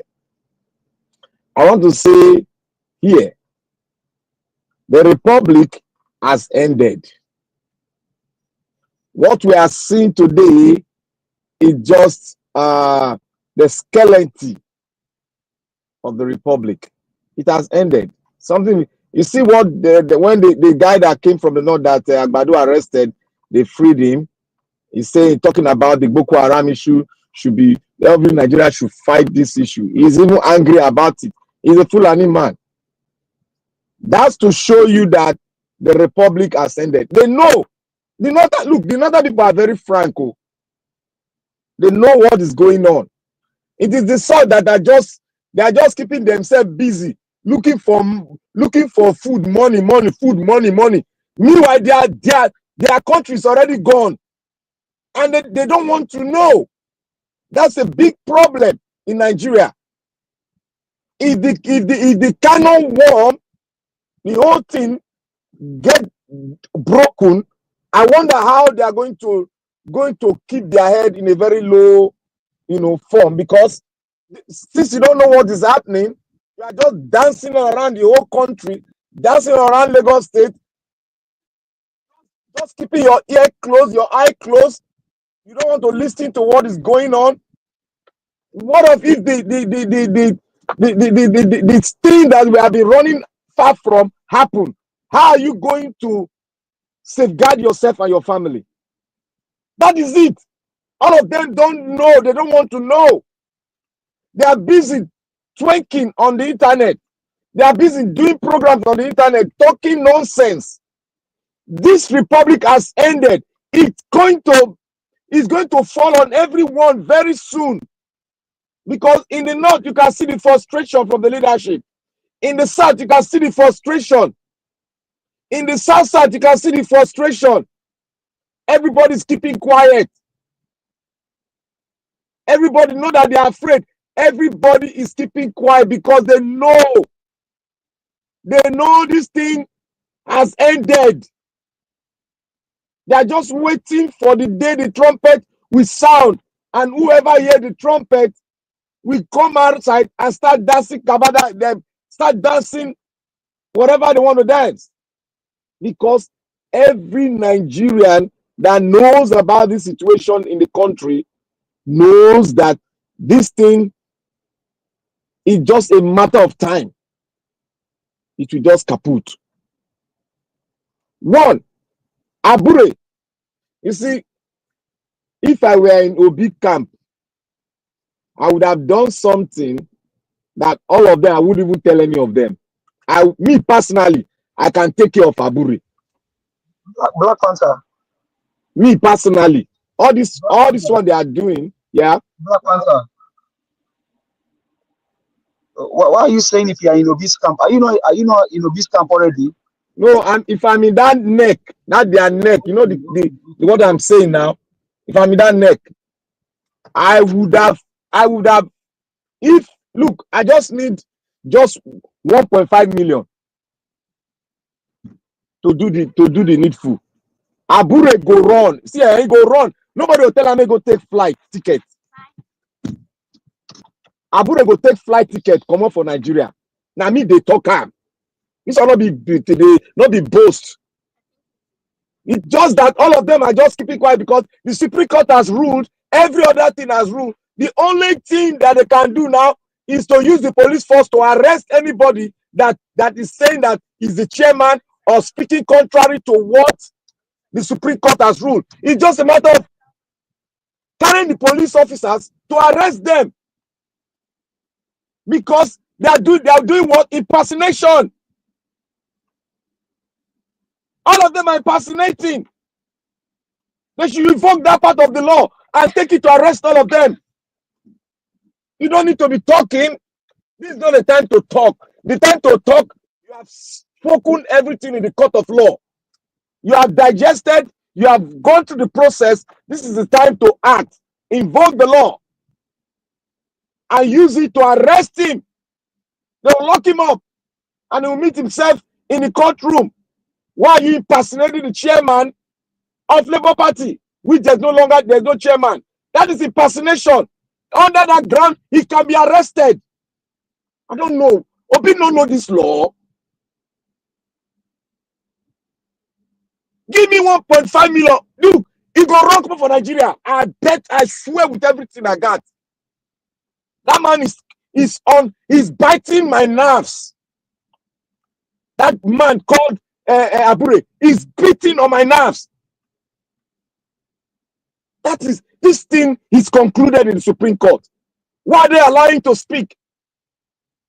Oh, they are waiting for another interpretation, or they want to go back to Supreme Court to interpret it. All of them are fidgeting. Well, it is left for them to do the gaba dance where they want to do. Let them continue to dance that dance and let all this shenanigans, that old dirty man that need to be at home is claiming that, oh, I'm the chairman. What an audacity. So that means I Black Panther can get up and say, oh, I'm the chairman of Labour Party. And all of them will say, who is that one again? I'm the chairman. Because Abado is the one sponsoring both Abure, I won't use any allegedly. Both Abure and this old native doctor. That is what is happening. Because he cannot just, just have the audacity to keep the party down. Your time have elapsed. What are you still doing? Is it your father's property? The person that was there died and they brought you up miraculously. And now those that were fighting you have joined your camp. Can we just take off that cap of stupidity and throw it somewhere and act normal in that country?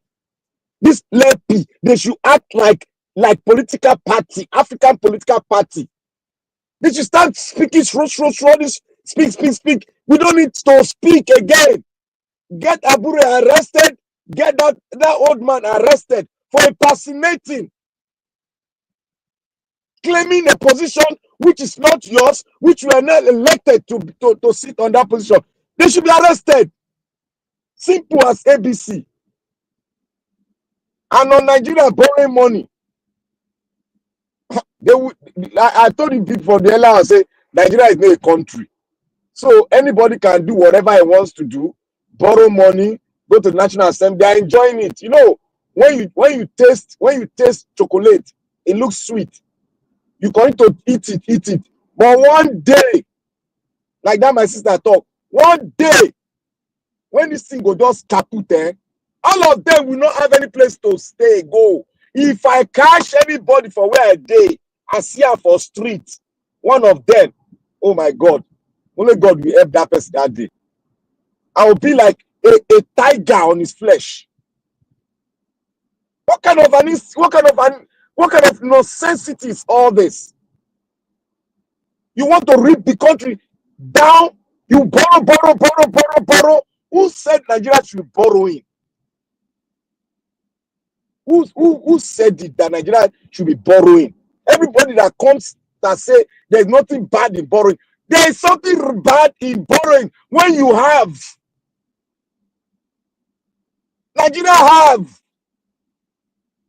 It's just that they just want to steal. Borrowing is another way of taking the money, stealing the money, and make it a legit money. That is what they are doing. And they are enjoying it. But one day I know, when the trumpet will sound, when one man will get up and say, enough is enough, and we take on the national paper and the radio and pronounce, my brother, that day, I will be the most happiest man. And I want to see among them that will come out and say, oh, let's rescue democracy. Woe betide that person that will come out and say it. Woe betide him and his family. Who told you democracy is for Africa? Who told you all? Who told you the life that is obtainable over here, it can be the same thing in Africa. It can never, because we are different people with different culture. It's just that the black man is in terms of democracy and leading ourselves, we have found ourselves in a very difficult position because we have leadership that have sold the entire black race out in Africa. That is what is happening. Go and look at Burkina Faso. Go and look at what the man is doing. Common sense principle. Everybody is in peace over there. They are doing things accordingly. I don't want your loan. If you want to help us, come invest in our country. Simple as ABC. They have enough mineral resources in Burkina Faso that will make it's not too big. That will make the country live fine. And they are doing it. They are building a new city now. They are building a new city. With the meager resources they have, they are building a new city.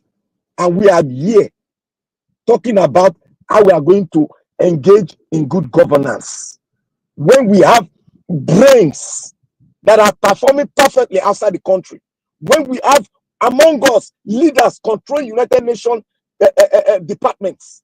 When we have leaders, when we have World Bank vice presidents among us, and the worst among us is ruling, and the capital with tribe, and people are clapping their hand. I will not say too much on that because they have already made them impoverished and rubber stamp illiteracy into the fiber pain of Nigerians. And that has made the country to collapse. We need someone, and I know that person will come, because even in the Bible, the people of Israel, they were down in captivity the way Nigeria is in now for over 400 years. So, Mr. Black Panther, so it will not be our own generation. It is not going to be 400 years because we are in a new century. It might just be tomorrow. It might be next month. It might be next year. But we are in the same position with what the Israelites were when they were in Egypt. We have been enslaved in our own land where we were born. We are enslaved in it. We are just eating the crumbs. People are saying they are doing business. They are participating in destroying the country. Many of them are coming up, oh, I'm a businessman. I build hotel. All of them are into drugs. All of them are into drugs. Forget all this shenanigans. Say one Igbo man carry red catches. Oh, I'm a millionaire. They carry money, they spray. All of them are into drugs. This is the best time drugs can flow in Nigeria, and they can move it wherever they want to move it to. It is those ones that can't settle that they are showing on TV. Arms are being brought into the country in a very big form. It is those ones that cannot settle. They will catch and show you on TV. My brothers and sisters, this republic has ended. We never had one anyway. We never had a country anyway. We are not a citizen. We are just a people that are living among ourselves. Why those in powers, they are the citizen enjoying the harvest of the land. That is what is happening. That is why they can disobey court order, because they know that this country is not a country. On what foundation are we? Who created your constitution? By one man? You think they are not smart? You think they don't have brain? Those politicians, they don't have brain.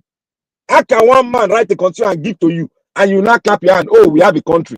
I have said it all along. I know this thing will catch up with many of us when the thing will come up. When that revolution will take place, it will come up, and those that partake will announce that you have not been a country since. This is what happened. This is the plan they had. You people will now open your mouth. Then everyone will now say, oh, now so We are saying it now that we are not a country. Abdul Salami should be arrested. That's a treasonable offense. He should be arrested. You cannot form a country in the parlor of your room, wearing a military uniform to give a country a constitution. You can't do that. He better be alive, because he's going to pay the price for what he has done to the Nigerian state. For what he has done to the Nigerian state. He will pay the price for it. Because he knows that this is not a country. Because when forming a country of this magnitude, where you have different culture, where you have different people from different places, you cannot just take your pen and write one thing and say, we the people. Who told you Abdul Salami should be arrested? I call for his arrest. I know not to be done, but I will still be calling for his arrest. Because when the doomsday comes, he will be taken. He will be taken. You can't form a country in your backyard because of what you did. Look at millions of people have gone to their grave in the north because of what you do. Look at the resources of Nigeria is being stolen because of what you did. Look at it. An illiterate is in the ends of affair, who is not even a member, who is not even a Nigerian, is on seat on the throne of the Nigerian state. Who caused this? It's Abdul Salami. Because if you write something on your own, what do you think? Are you being patriotic by writing a constitution for a whole country of well over 200 million people? That is a treasonable offense. You are hijacking the country and you are taking over the country. It's in your pocket because what you wrote has brought about, has typhooned the destiny of an average Nigerian, of an average tribe in this country. History will judge every one of you that have participated in it. Agbado is only fulfilling what Abdul Salami had done.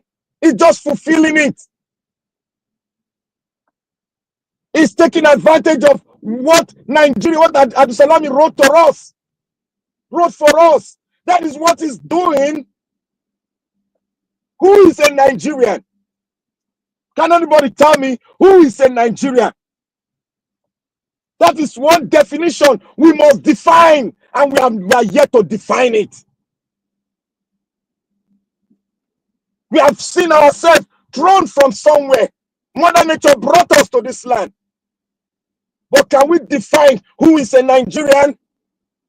Can you boldly beat your chest and say, I am a Nigerian? I am a citizen of Nigeria. Can you boastfully say that? Even the Afghanistan, they can boastfully say, I'm an Afghanistan. But Nigerian cannot boastfully say that. That is how little we are. That is how little we are. We don't respect human being anymore. We rather respect a cow than a human being. That's to show you that we have not defined who we are. That is why one senator will stand up in the hallowed chamber of the National Assembly and say, we value cow more than you all that call yourself Nigeria, because she knows Nigeria is not defined. They all know. But we out here, we don't know. We are calling ourselves the name. We don't know where it came from. We must go back to history. We must go back to the foundation where our forefathers started from. We know our name. We will call ourselves a name. I ask, who is a Nigerian? Can you define who is a Nigerian? You can't. You can't define it. You can only borrow English written to you by the West to define who you are. That is what you can do. But as an African, can you define who is a Nigerian? Ask yourself why the Southern Cameroon was taken at them. They said they are not going to stand with the amalgamation, and they left and they went into Cameroon. Ask yourself, because we refuse to define who we are. That is why we are in this situation. We should stop all this rhetoric. No matter the definition, no matter the point, we must go back to our base, our roots. We must go back to our taproot. From there, we'll get the definition of who we are. From there, we'll postulate our constitution for ourselves. If not, every talk that we do today, we are saying it just to galvanize Nigerians to come together, just to galvanize each tribe.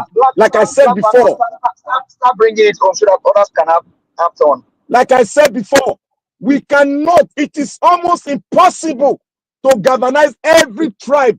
The only way I've spoken here, people say I'm being tribalist. I'm a tribalist because they don't understand. They are coming from the bottom of the mountain. I'm speaking from the top of the mountain. We must go as individual tribe, race, talk among yourself, and come out with an agenda and bring it to the round table with other tribes. There, from there, we'll start to define who we are. From there, respect will come. We respect each and every one of us. But what we have today, we cannot define who we are. We are like those that are driven into the wood. We don't know where we are going to. We don't know where we are coming from. We don't know who our parent is. We are let loose into the wilderness. That was how the Israelites were. That is why they are looking for all the tribes of Israel. That is why they are looking for the tribe. The last tribe they found the last tribe. They were looking for themselves. They went to the foundation. They were looking for themselves. The seventh tribe of Israel. They looked for it and they found it.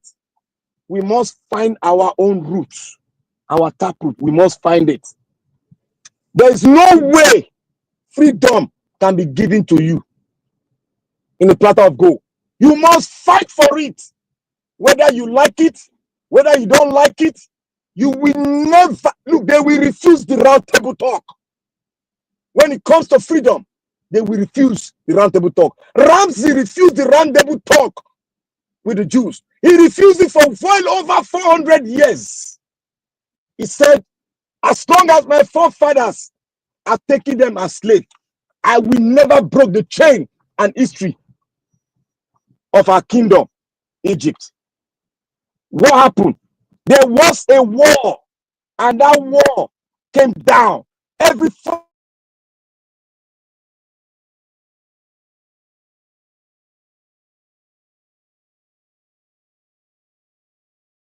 that he was still looking at them with one eye. He pursued them to the Red Sea. Okay, Mr. Black Panther, please round up. Please round up. We now have. I will round up with it. Freedom is not a piecemeal. You must fight for it. Nigerians, whether you like it or not, whether you like to do your shenanigans in the Facebook, freedom is not a piecemeal. You must fight and get it. Thank you very much.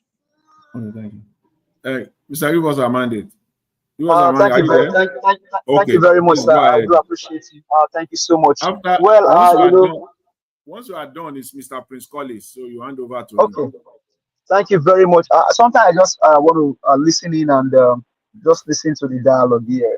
But a quick question for you, Mr. Jonathan. Now, when you talk about the tariff situation, right? If you were the president of the United States, what would you have done about the tariff and then trying to bring back coming to America? A question for you. I greet you, Mr. Elvis. I greet you with the diaspora and then the panelists. Go ahead, sir. Go ahead, sir. You see, with tariff, even if there is anyone that is affecting us so greatly currently as we speak right now, but there is no need for tariffs. we all know the game that Mr. Trump is playing, you know. But to the ordinary minds and to the people, the naives, they probably will not understand. It's very broad, it's very extensive, the game that is playing. See, when you look at the stock market, part of his game, when you look, Mr. Tinubu is, I'm sorry, Mr. Trump is a transactional man. There is no need. The simple response to the answer to your question is that there is no need for tariffs. No normal person. Tariff is a tax now. Tariff is a tax. Yeah, nobody will have done it. It is. So when you not see, let me just say this. You saw the market, the stock market, how it dropped. The Dow dropped by almost 5,000 points in about 3-4 days. You know, this is my own. This what I do. You know, my day start as early as 5 a.m. in the morning. You know, I open with the market, I close with the market every day. You see, when you see it drop like about 5,000 to 6,000 points in about 2-3 days, right? And then yesterday went up by another 3,000 points, over 3,000 points. Unprecedented. Then you know the game that is going on. Some people became billionaire yesterday. Okay, Jonathan, I'll give you an example of somebody that became a multi-millionaire yesterday. Yeah, yesterday. He's a member of the House of Rep. Yeah. You know what she did? You know what she did? Let me explain to you. You know it. I'll explain so that people can. When he heard that Trump is going to put forward that tariff, you know what she did? She mop up her stock, about 1.5 million, and she went to buy the treasury bond and keep the money there. Then she now went to the bank and took another loan of $2 million, which she have access to, and now went and bought Amazon and all those small stocks that have come down. She bought it and kept it, knowing that the tariff would be suspended. And that was how. Yeah, that's the insider was pumping up. Insider information there. So yes, now, and those of them that were here, you know, see, if you are in the position of speaking the truth and you are passionate on it, you will know who is a bad leader and who is a good leader. We said it here, and now all those people that supported him, and now God send them. Where is all of them now? Where is all of them now? I guess they are eating the pain. Mr. Give us a mandate. You see, the simple response to your question is that there is no need for tariffs, and I don't think any normal person will have even gone ahead and do that. It's to just put it, you know, in a very mild way. It's insane. Elon Musk himself, he called Trump's economic advisor a moron. That's Elon Musk, who is side by side with Trump, because it affected him greatly. But anyway, they paid him back yesterday. We'll leave it there. So he's happy now. He got his payback yesterday. Well, thank you. No, it didn't affect him. No. He was earning $8 million every day from Dodge. Every day, $8 million. Thank you very much for that, Mr. Jonathan. I just want us to put that clear. I mean, I may probably have some other question in the long run, but I mean, it's just so sad when we talk about leadership, right? How people come up and then say some things and do some things. It's very scary and very painful.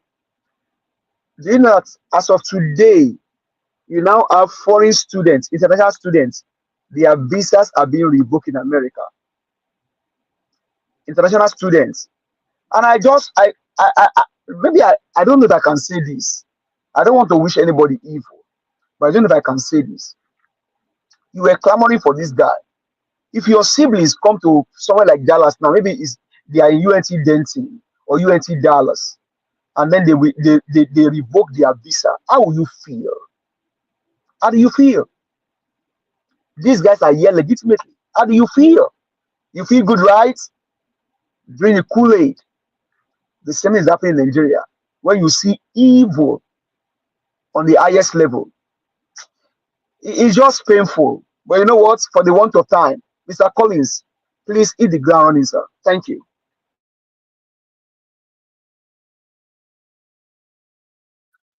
Hello, can you hear me?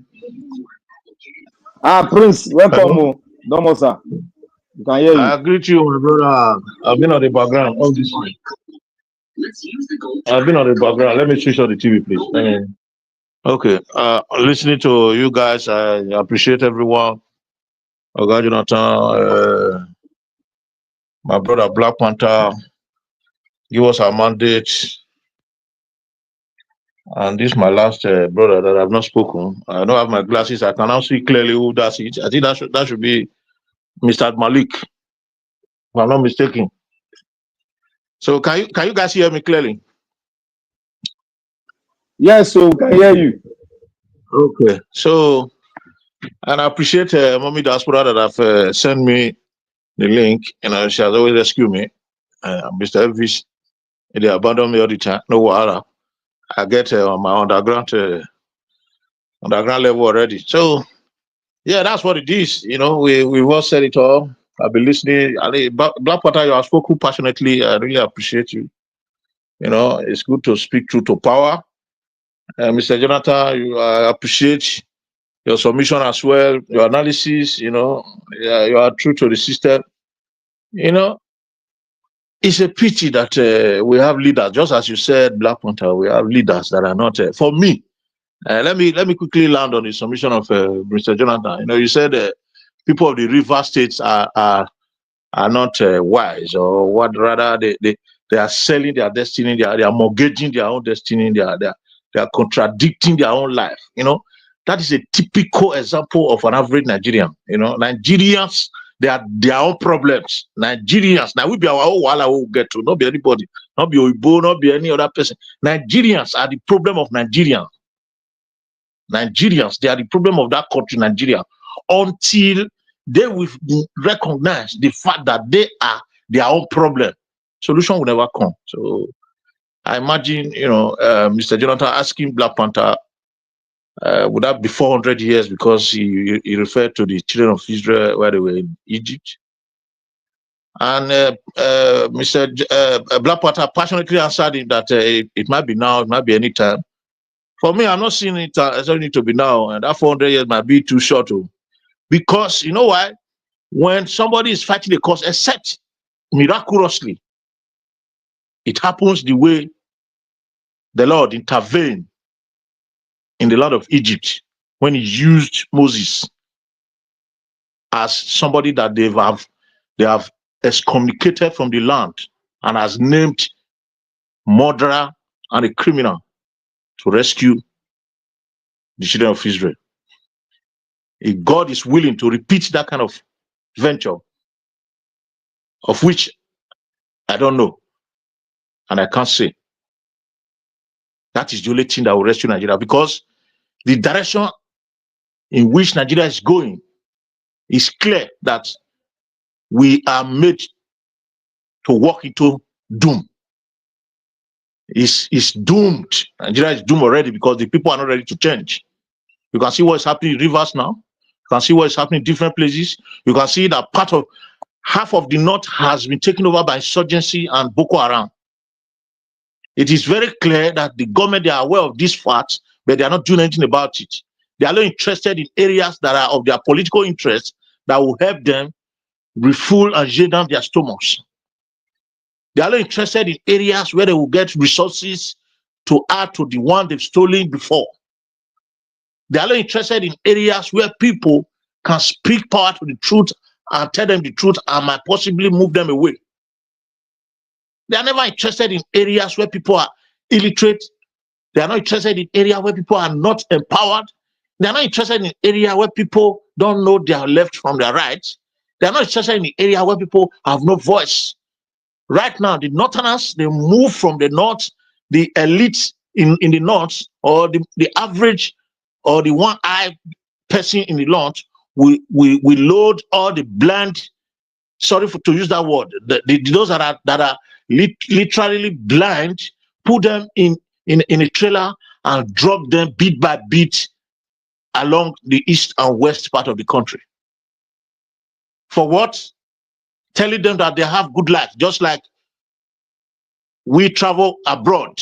That's the way they are doing right now. They park people from those Amajiris, they put them in trailer, they drop them in little quantities from local government to local government, using them to commit crime in southwest and eastern part of Nigeria. And that is a systematic way of making the whole nation unbearable for everyone.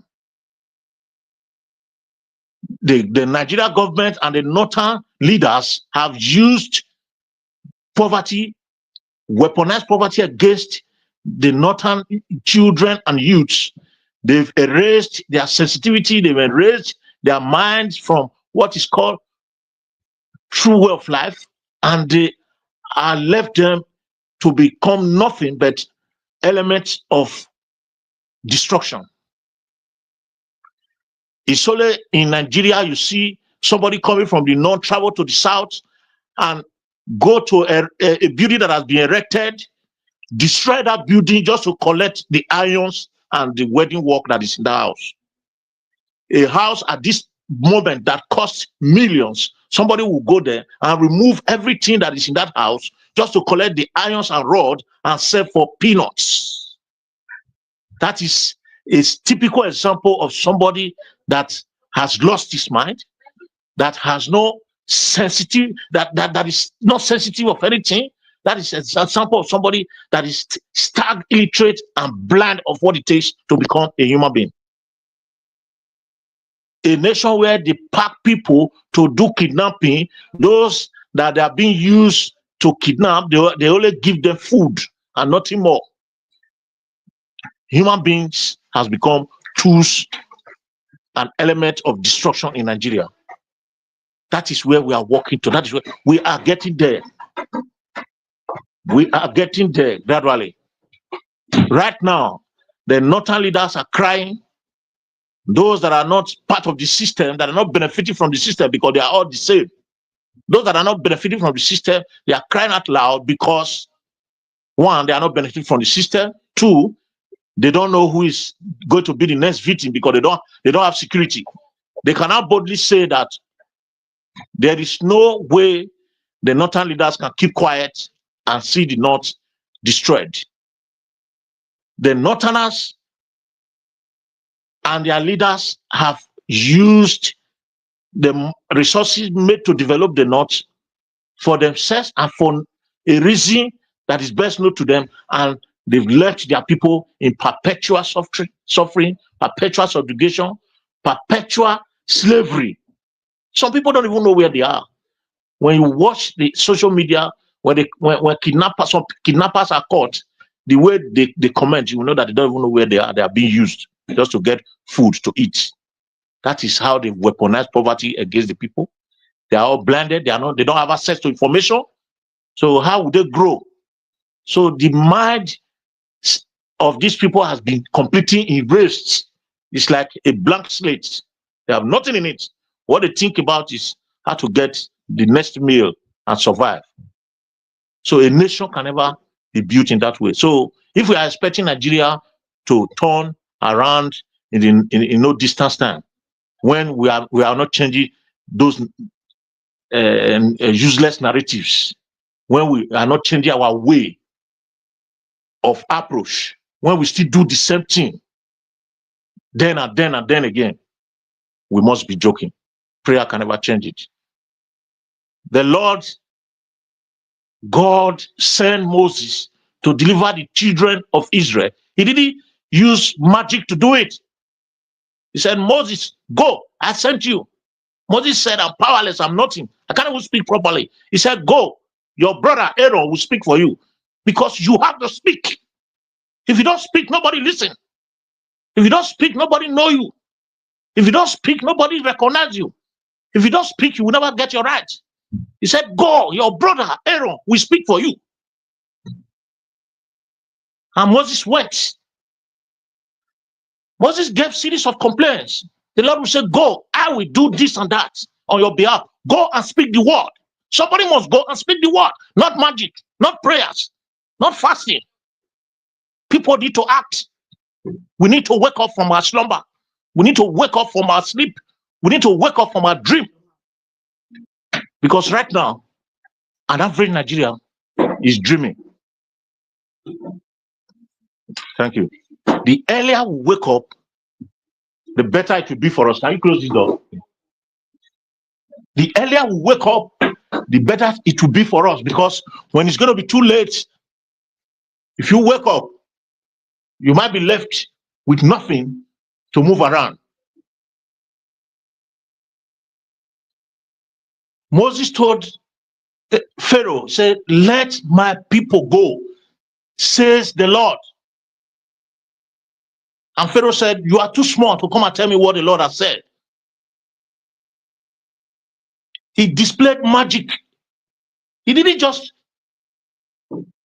right in the wilderness for the 40 days and 40 nights. Sorry, was it 40 years? They were in the wilderness. I stand to be corrected. I think they spent 40 years in the wilderness. Can somebody make that correction, please? You said what? The children of Israel, while Moses were taking them to the promised land, they spent how many years in the wilderness? 40 years, right? Yes. 40 years instead of 40 days, 40 years. 40 years, yeah. Yeah.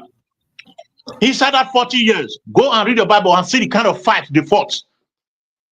They fought seriously. They fought all their enemies and fought them to stand still before they could get that deliverance. But Nigerians, they are waiting for God to throw manners and open their mouth and put it for them to swallow. They are waiting for God to remove the government that have put them in a stage where they cannot even eat. That is the worst that can happen to a human being. You don't have where your next meal will come from. That is the worst level at which any government can put you. That is the worst harm an enemy can do to you. Take food away from your mouth and tell you, go to hell. Nigeria has got into that state, but Nigerians are still quiet. We are still quiet. We are expecting God to come and do it. On Sunday, we are all in the church praying and asking God to do what he has done for a long time. God has delivered Nigeria a long time ago. Nigeria has refused to recognize that fact and give themselves liberation by action. Kudos to Showore, Omoyele Showore. Kudos to him. If he dies today, he will never regret, and Nigeria will never regret having a child like that. He's the son of his father. I celebrate that guy. He never relents on his effort. He's still fighting no matter what. He speaks truth to power. Kudos to Dele Farotimi. He's not afraid to speak to whoever. But how many Dele Farotimis do we have? How many Showores do we have? How many Peter Obis do we have? How many Nigerians with dignity do we have that will say, okay, yes, this fight, let's fight it and get victory? It's a pity. Don't forget how many Elvis Onyedigi do we have? How many Nigerians do we have? Of course. Of course. How many Elvis do we have? How many Black Panther? How many Jonathan? How many people that believe and are resilient to what they believe in? Before you know, an average Nigeria has compromised, sell his conscience. Look at Trump fighting seriously to bring America back to where I don't know. Only God knows. But to the benefit of the Americans, whether he's doing it well or not, time will tell. But Nigerians, what are the leaders doing for you? How are they representing you? Those that you send from your senatorial district, how are they representing you to tell them your needs and desires. Those that you send to your local government council, how do you control the allocation that is being made for them? Those that you send to represent you at the local council in the legislative arm, the councillors, how do you often question them to ask them what they've done to do one or two things in your area? Those that you have sent to State House of Assembly, how often do you visit to question them why things are the way they are? So, or else, yeah, okay. Okay, thank you. Thank you. Mr. Colley, please round up. Yeah, or else we decide to change the narrative and change our approach and do the right thing. Nigeria is gone. I'm sorry. Thank you, Mr. Jonathan. I appreciate you. Thank you, Nigeria Watch. Thank you, everyone that are here today. At the comment section, I want to celebrate you, Abuazi and others. We celebrate you all. Agio Deborah. We appreciate you all. God bless you. Thank you very much. Thank you. Mr. Abdul Malik. Thanks very much, Mr. Collins. Thanks. Mr. Abdul Malik, please take over. Yeah, good evening, Mr. Jonathan. Good evening, Mr. Evis. Good evening, everyone in the panel. Good evening, Nigeria. You see, Nigeria, speak up. Nigeria is collapsing. Don't fear anybody.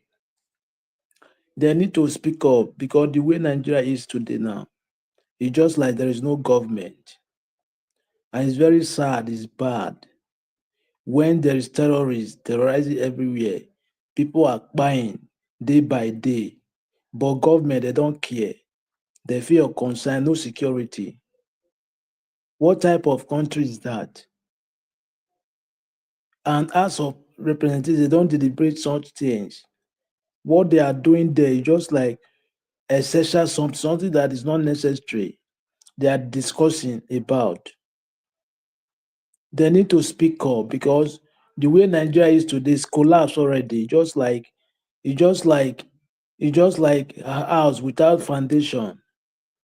Yeah, any slight mistake we fall down. Yeah, that is how Nigeria is today now, currently. Because I see no reason why terrorists are terrorizing everywhere, kidnapping everywhere. There is no security. What are the soldier army? What are they doing? The army and the police. But they are going after peaceful protest people that try to speak their voice. What is happening? What they are feeling? What they are facing in the country? The hardship. Okay, why can't you go for the terrorists? People that are buying people somewhere. What type of country is this? We don't have country. The thing is terrible. It's very obvious that federal government, they are the sponsor of terrorists in the country. That's why they allow them to penetrate everywhere in the country. It's obvious. If they are not the one, okay, why are you going after protesters? People that they are not arms. They are protest peacefully, right? Okay, why can't you go for the people that are arms? Imagine. No country grow this way. We have a long way to go if we cannot speak out. Everybody to speak out because the way Nigeria is today, what is going on today every day is not normal. It's abnormal. Yeah, it's getting worse. Since how many years now? Since when Buhari was there. It was just 1999, if we talk about development, since that time. They have not developed anything, no infrastructure, nothing. Even when you are graduate, you cannot hope that you will get work. Is that a country? But you are borrowing money. What are you doing with the money? No, there is no result. No result to show that, okay, this is what I do with the money. Just like last administration, allegedly, federal government borrowed without NAS approval. People that are supposed to approve money before you borrow, but you don't see for their approval. You went to borrow. The constitution is gone. Everything is gone. 22.7 trillion for waste and means. 3 weeks to leave office. What are you going to do with that money? How? What are you going to do with the money for waste and means? 22.7 trillion. Is this small money? When according to Ozekom, each 36 state, that we have good each 36 state we have good hospital, standard hospital in the state. They are just impoverished the masses in the country. With the money that belongs to the people, they will not use it for the people, they will use it for themselves and their family and their relative and their people that are around there. And other masses, they are suffering. Some people, they cannot even eat 3 square meals a day. But the worst part of it, they are not serious to change the narrative. They are there praying. It's good to pray, but God cannot come up to help you. No.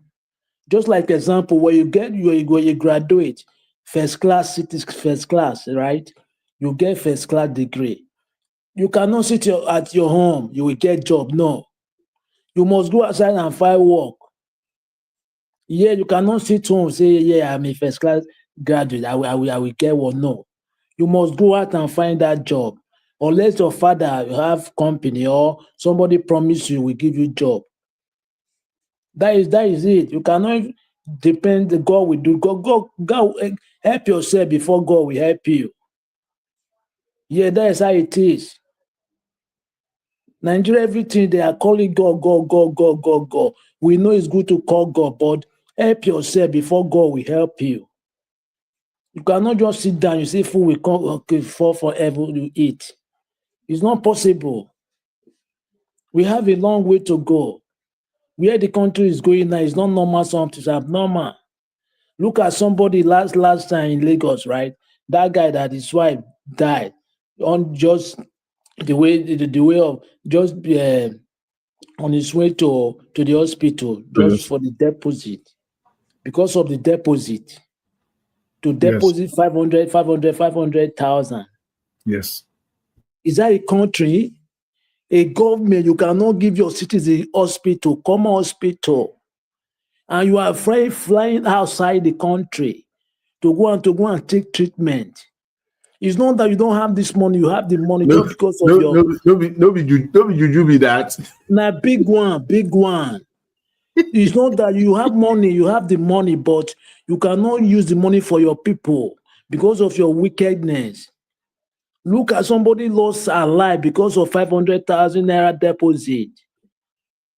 You see, with a baby. What type of people are those people? And they are there. They heard everything in the country, but they don't care. They feel concerned. People are crying every day. It's the one you hear. What about the one you don't hear? Okay, what can they do now? How can the system change? The people, they are not serious. It's not only that you will enter street peaceful protest because of increment of commodities. No, like this stealing of money now, just like you go and borrow money, they don't see the money, the way they use the money. You can protest for that. But for their own, I don't really know what they are doing. Yeah, they are playing, they are not yet serious to make the narrative change. It's good to talk, but to change everything will be groundwork. Without that, those that will not hear what they will not hear. Yeah, I'm telling you the truth. Look at what happened in Abuja, the type of harassment they are harassing peaceful protesters. Because of protest, armies everywhere, police everywhere, alarm, ambulance everywhere. Okay, why can't you go for those people that terrorists everywhere, terrorizing everywhere in the country? You will not. Because you are the plan, you are the master strategist of those people. Yeah, you are behind them. We have a very long way to go. Everybody should speak up. If anything can change, because anything can change anytime, any seconds. Depends on the individual. Yeah, because they are there because of you. You are their body. They are not just there. You are the one that sent them there.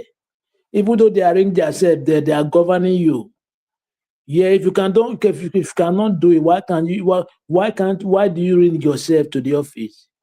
Something that you cannot do, you volunteer that you will do the work, right? Okay, do the job. Even the House of Rep, the House of Representatives, the House of Senate, they don't talk. Killing everybody, everywhere in the country, but they don't deliberate such thing. How they will tackle the issue, the security. That is a major thing they force you to do, so that people will start going to farm to produce their what they will earn, what they will eat. Now, scarcity of food. When there is no money, there is no food. Where is the country is going? It's worsening every day, just like there is an internal war in Nigeria. That is what they are facing now today in the country. And there is no war, but we are internal war because of terrorists. The government, their hand on it. You cannot fight. You have Air Force. You have a soldier, the one that in battleground. Why can't deploy your helicopter in the air to chase those men around? It's all under one month. If they want to fight those people, under one month, they will chase every terrorist in that country. But they don't because they are on it, they are on it. That's why they cannot do it. They know what they are doing. People need to speak, or if they can change their mind to do it, to fight the terrorists. Yeah, it's very obvious. Because the way Nigeria is going today, there is no country.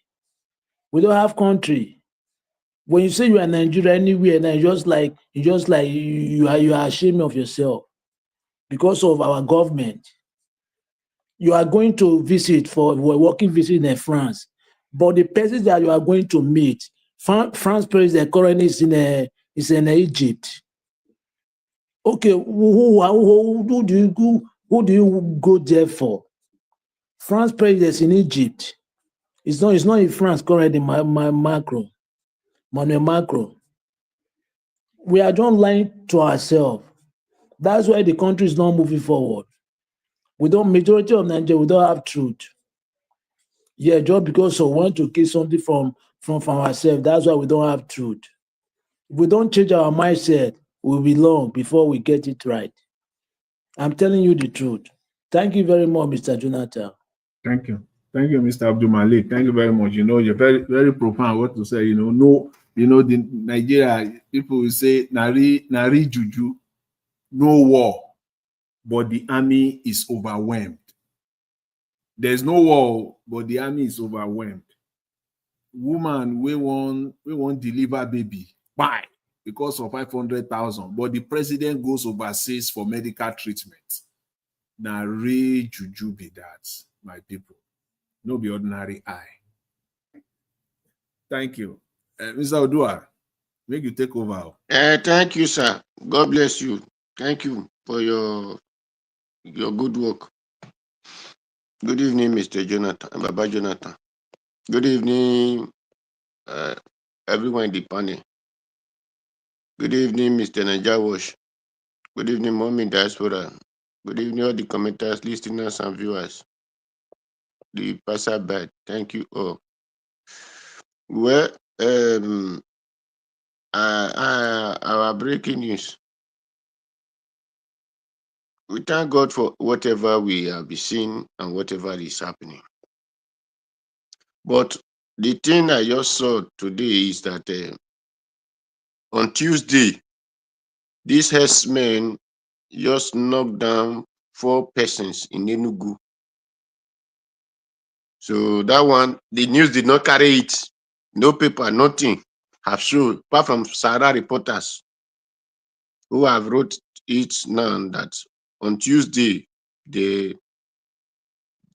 then another one is, there is one village in Enugu that the herdsmen have drove. That community is now a forest. No single person live in that village anymore, that community.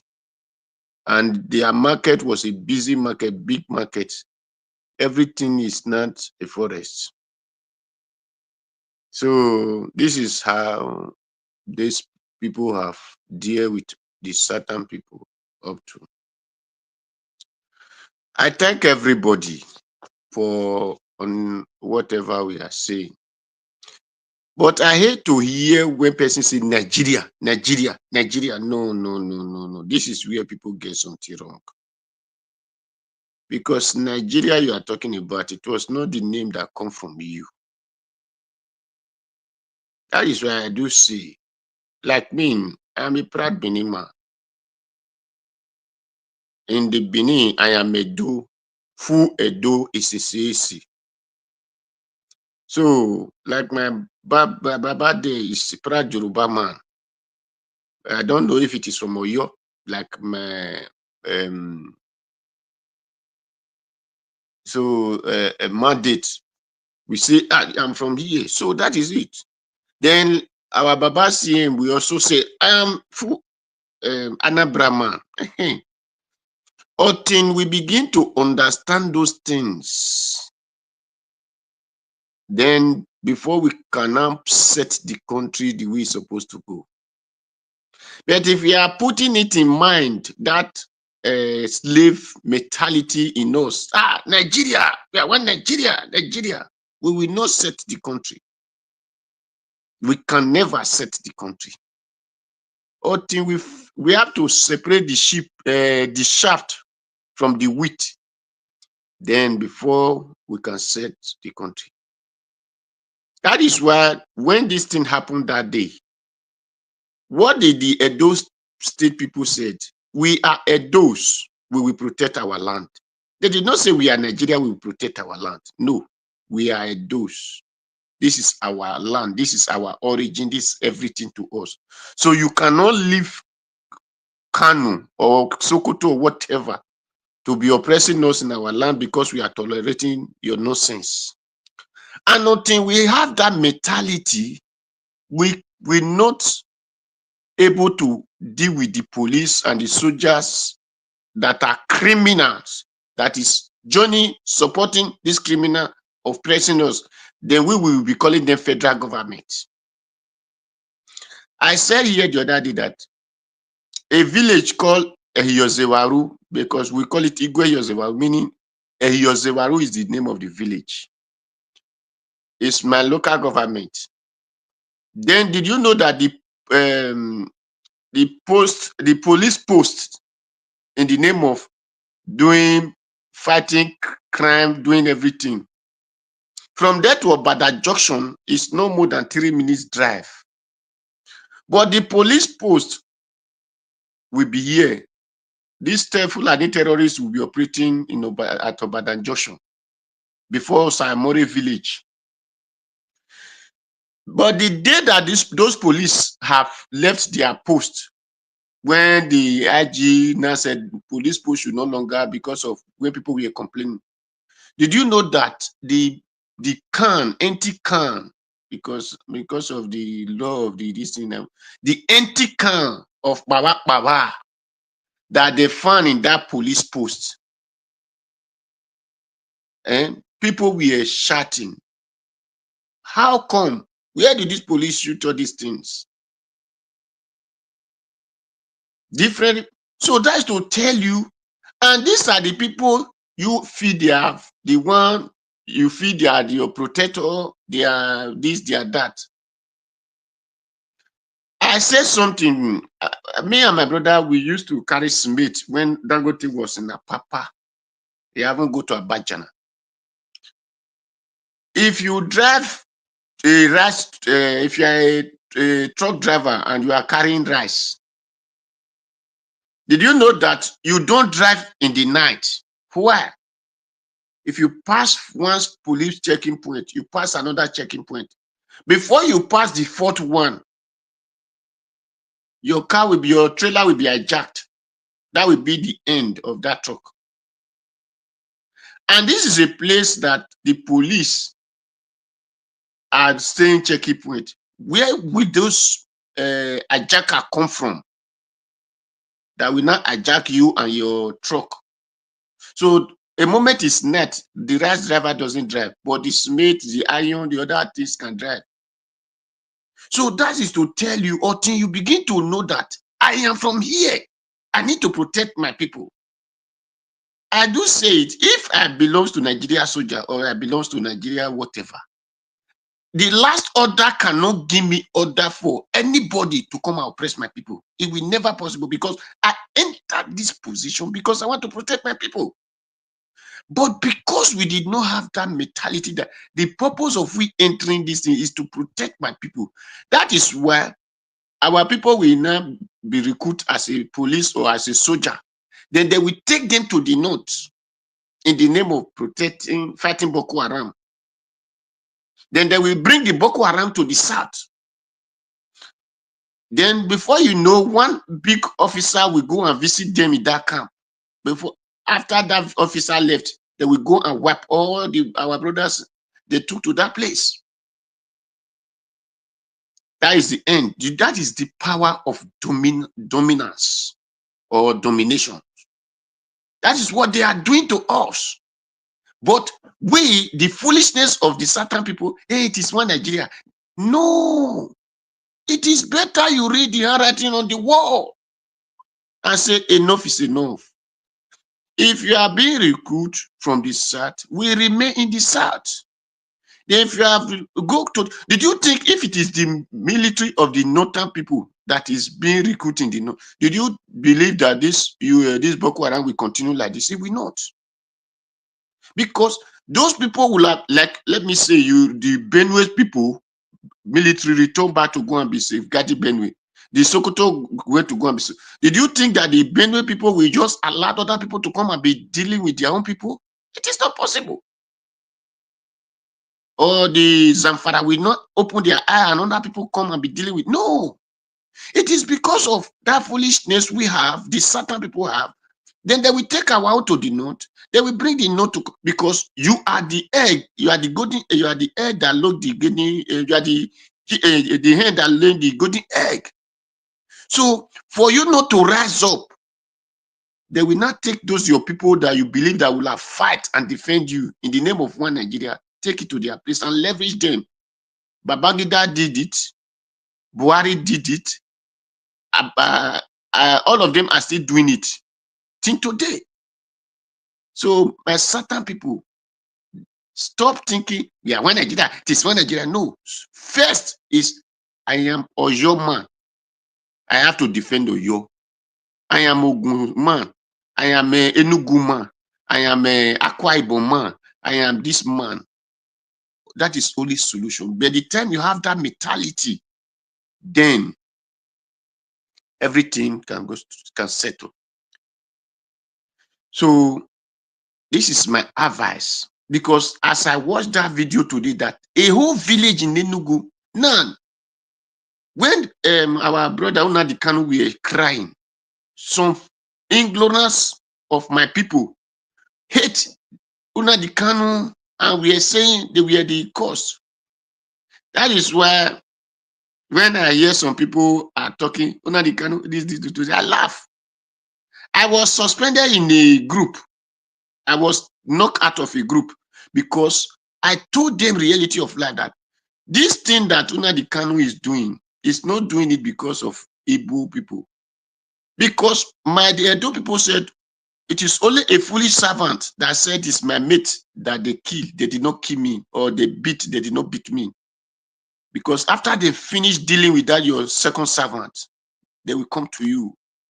I told them, it is good for all of us to fight this fight. Because they say make haste when it is sun, when it's sun shining. Because when it is dark, it will be difficult. Today everybody are not crying. But if that we stand in one mind, in one accord, look at what happened in Edo that day now. The northern people, one year woman, and that man that is in road safety, and plus some of their king, some of their Arewa started saying that it is their business. We are dealing this, the certain people.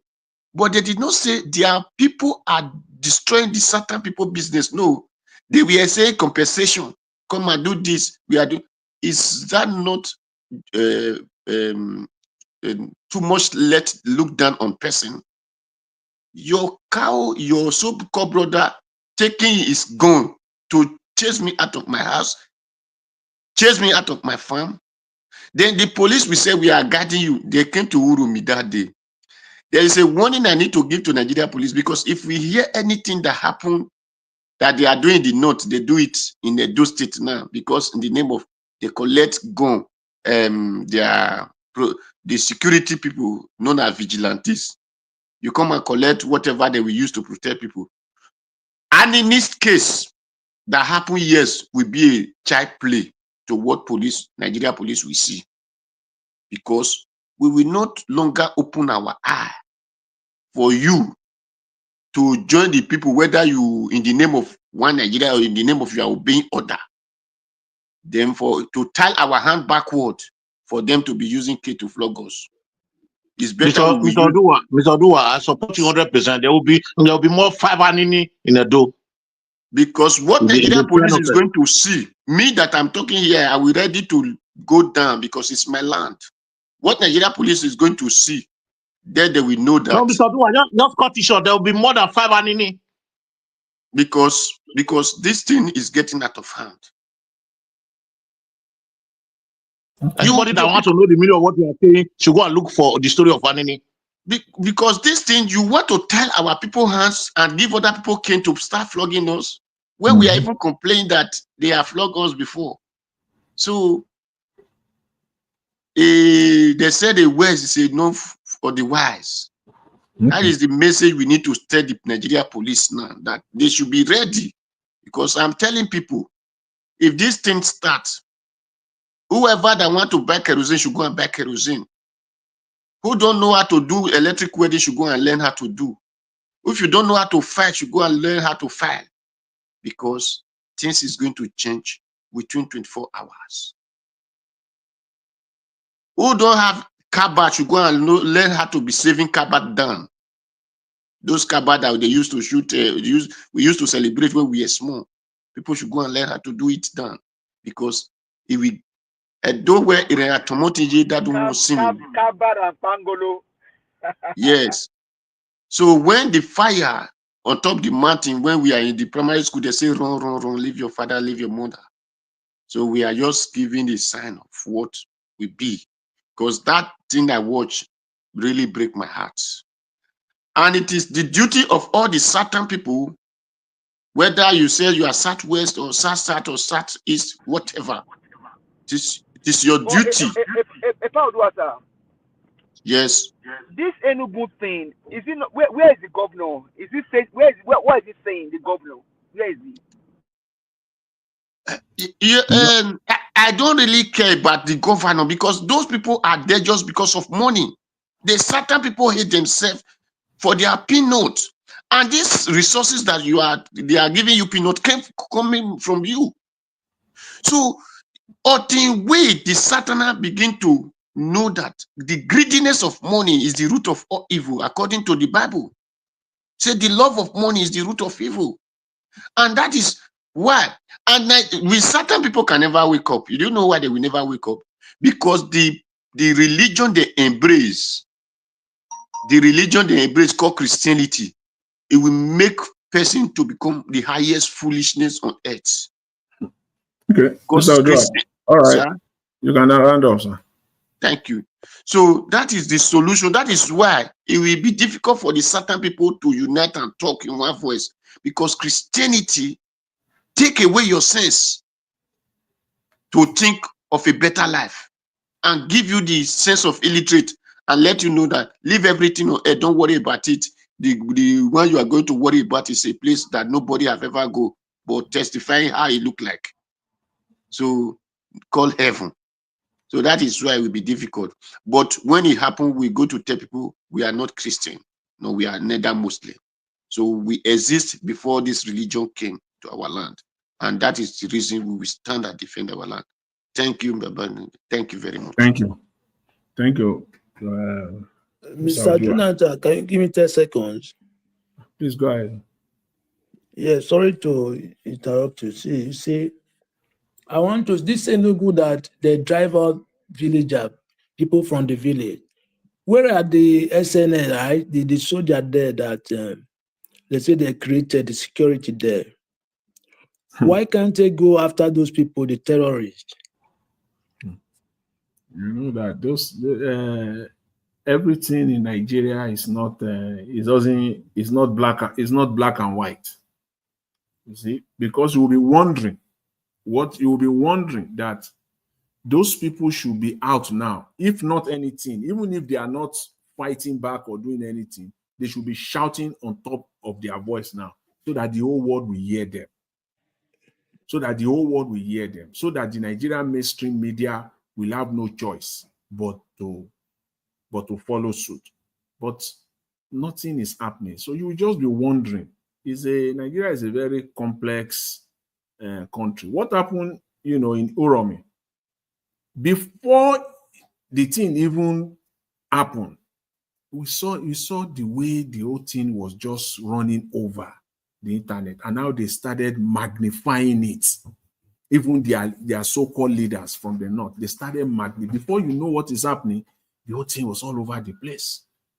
Even if you are deaf, you are deaf and dumb, you will hear about Uromi in Nigeria. You see? So you'll just be wondering what is going on with that scale of destruction that you're talking about in Enugu State, and it's not being talked about, So it's not, they don't see it as something normal. Just imagine if it were to be Fulani or to be henchmen or whatever you want to call them, that happened to. You saw the man that was ranting on that TikTok video that Mr. Elvis showed earlier. I don't know, I can't remember. Is it Sonny, one professor, or Shehu, or Musa Sonny or something? So he was ranting there about the North, blah, blah, blah, all those things he was saying, about the North. And if you look at that video, you will want to fall. You will think that this is a just man. You will think that man is just. You will think that is a reasonable man. No, it's not. Oh, it's not. It's a divisionist. It's a tribal bigot. That man that you saw there, the way he was talking, education for the North, their leaders have destroyed them, blah, blah, blah, all those things. That man is a divisionist, because he was the one he was part of the leaders of that stupid press conference that they had, they put together on Uromi. That he was the one who was talking about compensation with Ajanada too, or what was her name? He was there. He sat down there with Dalong of Plateau. That same man was there. He was the one calling for compensation. And now he's talking as if he's a just man. Our country is a very, very funny country. I think Mr. Black Panther, please round up. Let's wrap up. Mr. Black Panther, if you are there, please take 2 minutes so that we can round up. Yes, Nigeria Watch, Mr. Jonathan, thank you very much. You have spoken well. We thank God we are in this situation. Because the Bible itself said, in all things we should give thanks to God. We thank God for the situation we are. Because that will make us define who we are as a people. That's what Oga Odua said. He said, I am proud that I am an Edo citizen. He is proud. He can boastfully.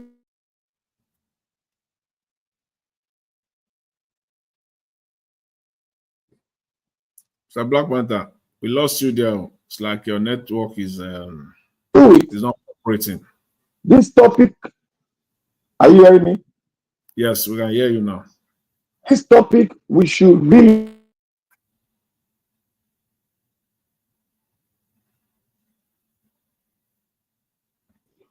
Who created this republic that we are now? Because it is a disaster. It is a disaster. This is a republic that truly say that you don't have the audacity to call yourself a Nigerian, because that money does not belong to you. And I will recollect you people's mind back about a year or two ago, where a man sat in front of every Nigerian and said, the resources in Niger Delta belongs to the Fulanis. People just heard those things and just play around with words. Words are powerful. What are the motivating factor that makes a man carry a war towards his brother? His words. So when he spoke it, he automatically, with authority, to tell you that you are not a Nigerian. Until he says so, you cannot boastfully be proud that you are. That is why Abdul Salami can write a constitution and slam it in front of your desk and said, you must obey this, you must take it as we the people has written it. That is, they are telling you who you are, and not you telling them who you are. That is why I came out here to say, can you define who a Nigerian is? I think we need to start reflecting our mind back, critically analyze that issue. You will know that history should pick out Abdul Salami and slam him into the bottom part of the lake of fire, because this is his product. This is his definition of a Nigerian, a sovereign state. This is what he wants us to look like. A son, a kid. See people that don't know their parents, neither do they know where they come from. That is why a man will raise his hand and slay his own brother, because he said that land does not belong to you. Okay. Where you were born. My brothers and sisters, please, he who go for this election, you are redefining it that you are not a Nigerian, because you are not part and parcel of the shenanigans and the arrangement of what is going on. Okay.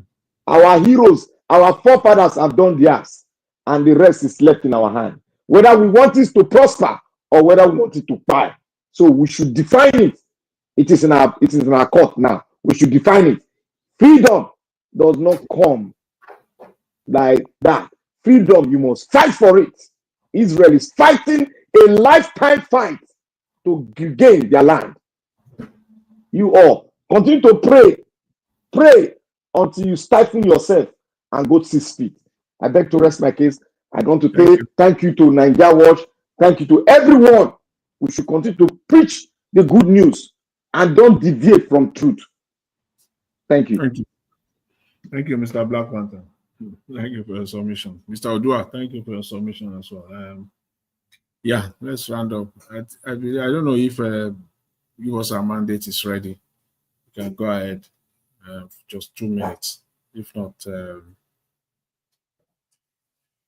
okay. Mr. Prince, please go ahead. 2 minutes.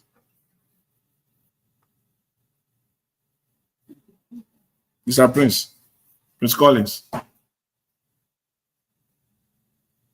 Prince Collins. Okay, you are not there then. Mr. Abdul Malik. Yeah, good evening once again. Okay, Mr. please Jonathan. go ahead. 2 minutes, yeah. Yeah, good evening once again.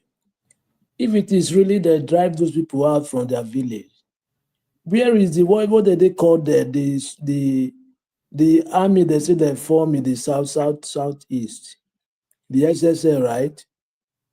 Why can't they chase those terrorists in the bush?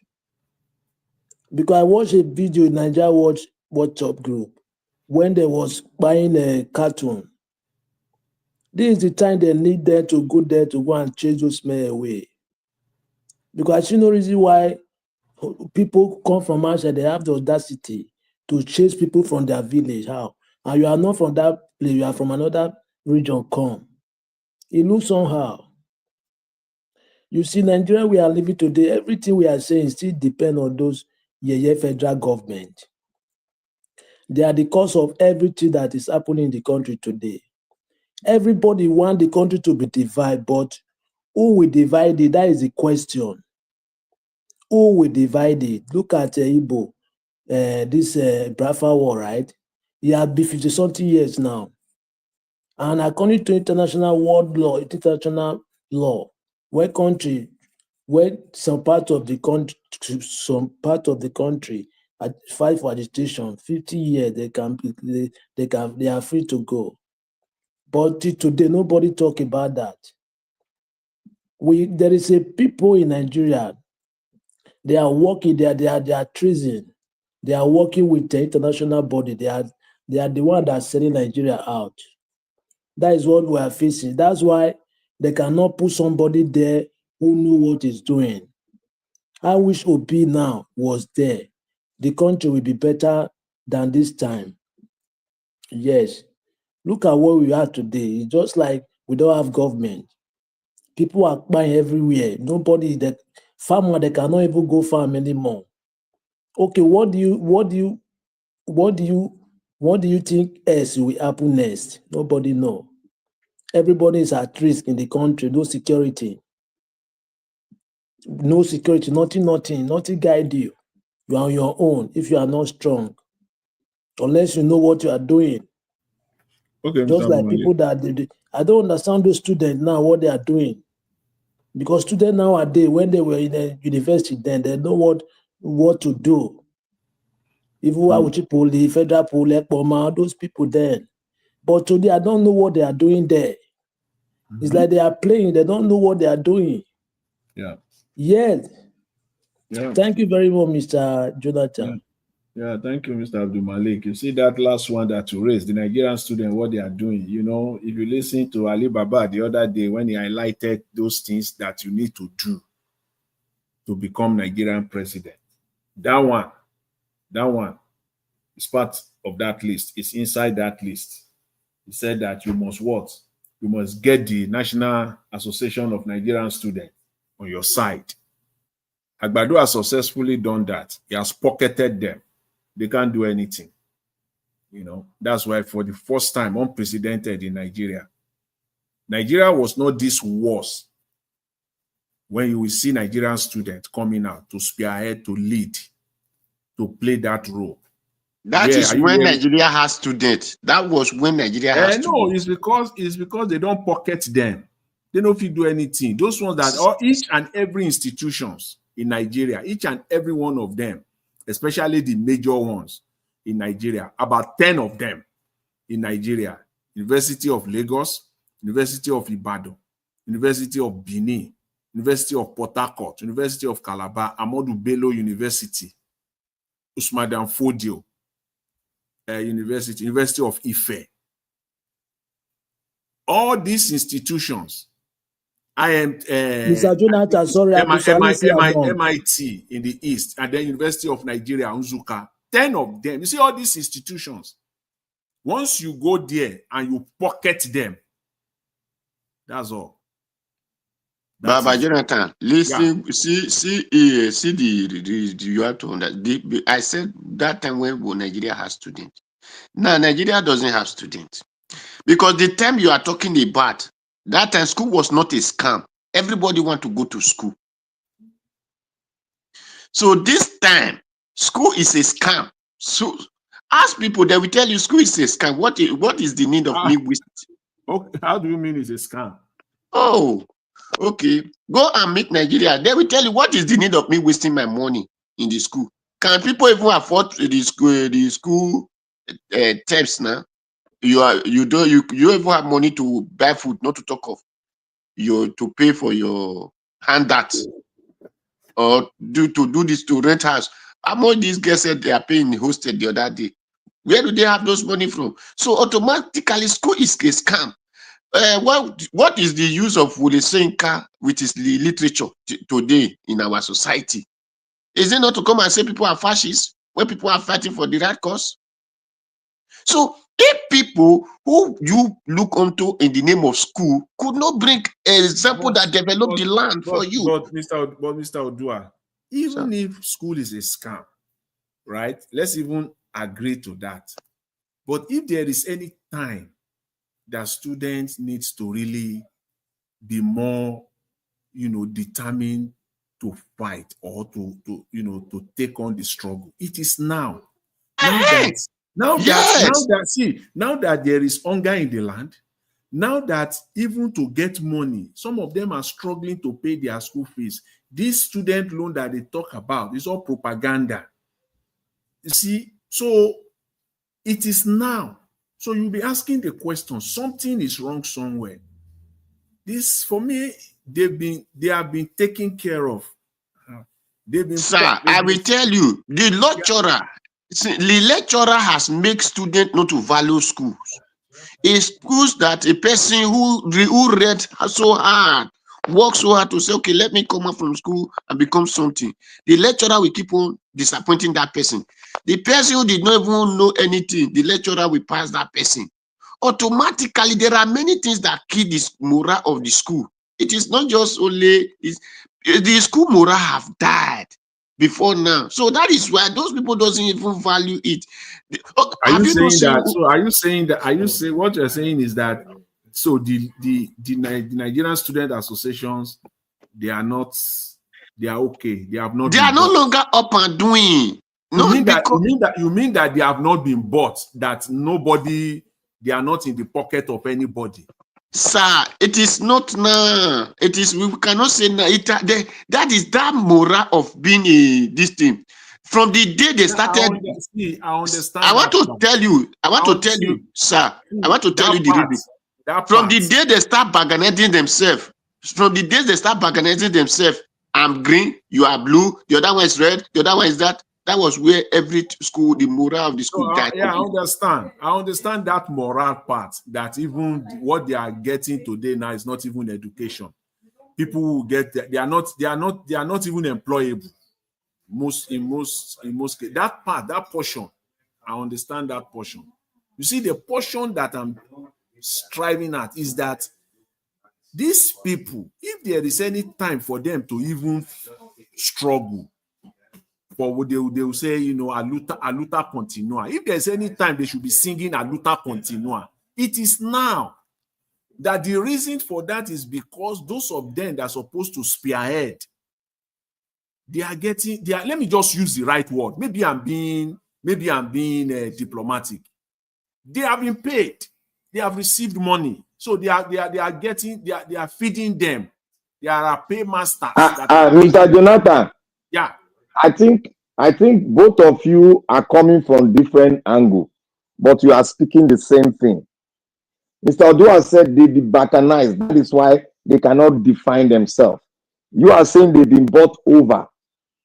That is, you people are coming from a special point of view, but you are hitting the point. You are both saying the same thing. You are both right. Thank you. Mr. Jonathan, there is something I want to say. Even though they have been paid, it's only a minority of them. Do you know how many students each campus? That's it. Now you don't need to buy everybody. Majority are suffering it. Like, for example, now take political parties now. Do you think they will just come to a political party and bought everybody over? They just look for those ones, the key ones there. We buy the leadership, and that's all.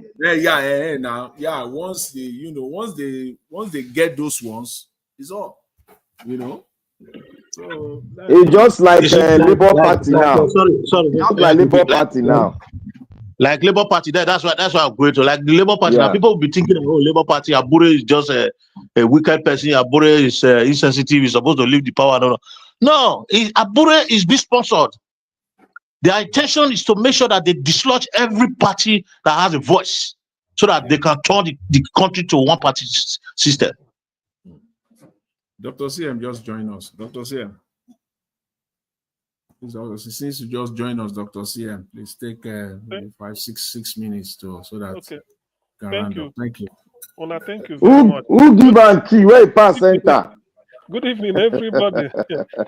By their fruit, you don't jump window. Good evening, everybody. All right, Oga, before you speak, please just hold on. We have somebody on the backstage. I guess it's the first time this person is joining us here. Let me bring it and see who is this behind the scene. Hello, Mr. Humble, please. Where are you joining us from? Unmute yourself. Unmute yourself, sir. Good evening Yeah, to you. can you Where hear you joining me? us from? Yes, sir. Yeah, from England. Oh, it's your first time on this panel, right? No, Oh, it's you not my joined us first before? time, but it's been a while. I joined. Oh, okay. I've never seen this name before. Stay humble. I've not seen this before. Okay. Yeah, but Go some people ahead. here Talk to know me us. already. You talk to us. Go ahead, sir. Sorry. Okay. Yeah. Um, I- I'm not sure what you're discussing. Um, Oh, you don't know what we're discussing? yeah, because people have been making contributions regarding the school system, education, and what have you. I don't know if it's a deviation from your headline, which is Nigerians speak up, Nigeria is collapsing. No, you can talk about the headline. Just people sometimes divert here, but that's fine. The main headline still remain the main topic we have today. Okay. Just go ahead. Talk to So us. what I will say is that happy really regarding the the Supreme Court's judgment um, uh, that gave victory to common sense, really, because people have been insinuating a lot of things, defection here, defection there, and people like El Rufai who've joined the Social Democratic Party, calling on Peter Obi and some other people who he criticized and made mockery of some 2-3 years ago to come and join him to remove Tinubu. Yeah, I just think that people should be very, very careful. People should be really, really careful about this Erufai because I've heard a lot of things, read a lot of things on social media as well. People shouting coalition, joining the bandwagon. Are you a Tinubu supporter? Sorry? Are you a Tinubu supporter? No, not at all. Been a Peter Obi fan since 2002. Oh, okay.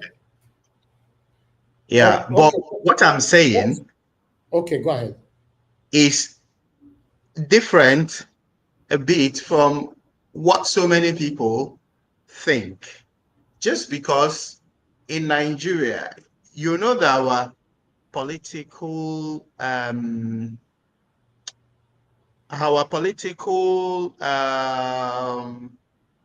knowledge is still growing, it's still developing. Like some 10 years ago, 90% of youths had zero interest in politics.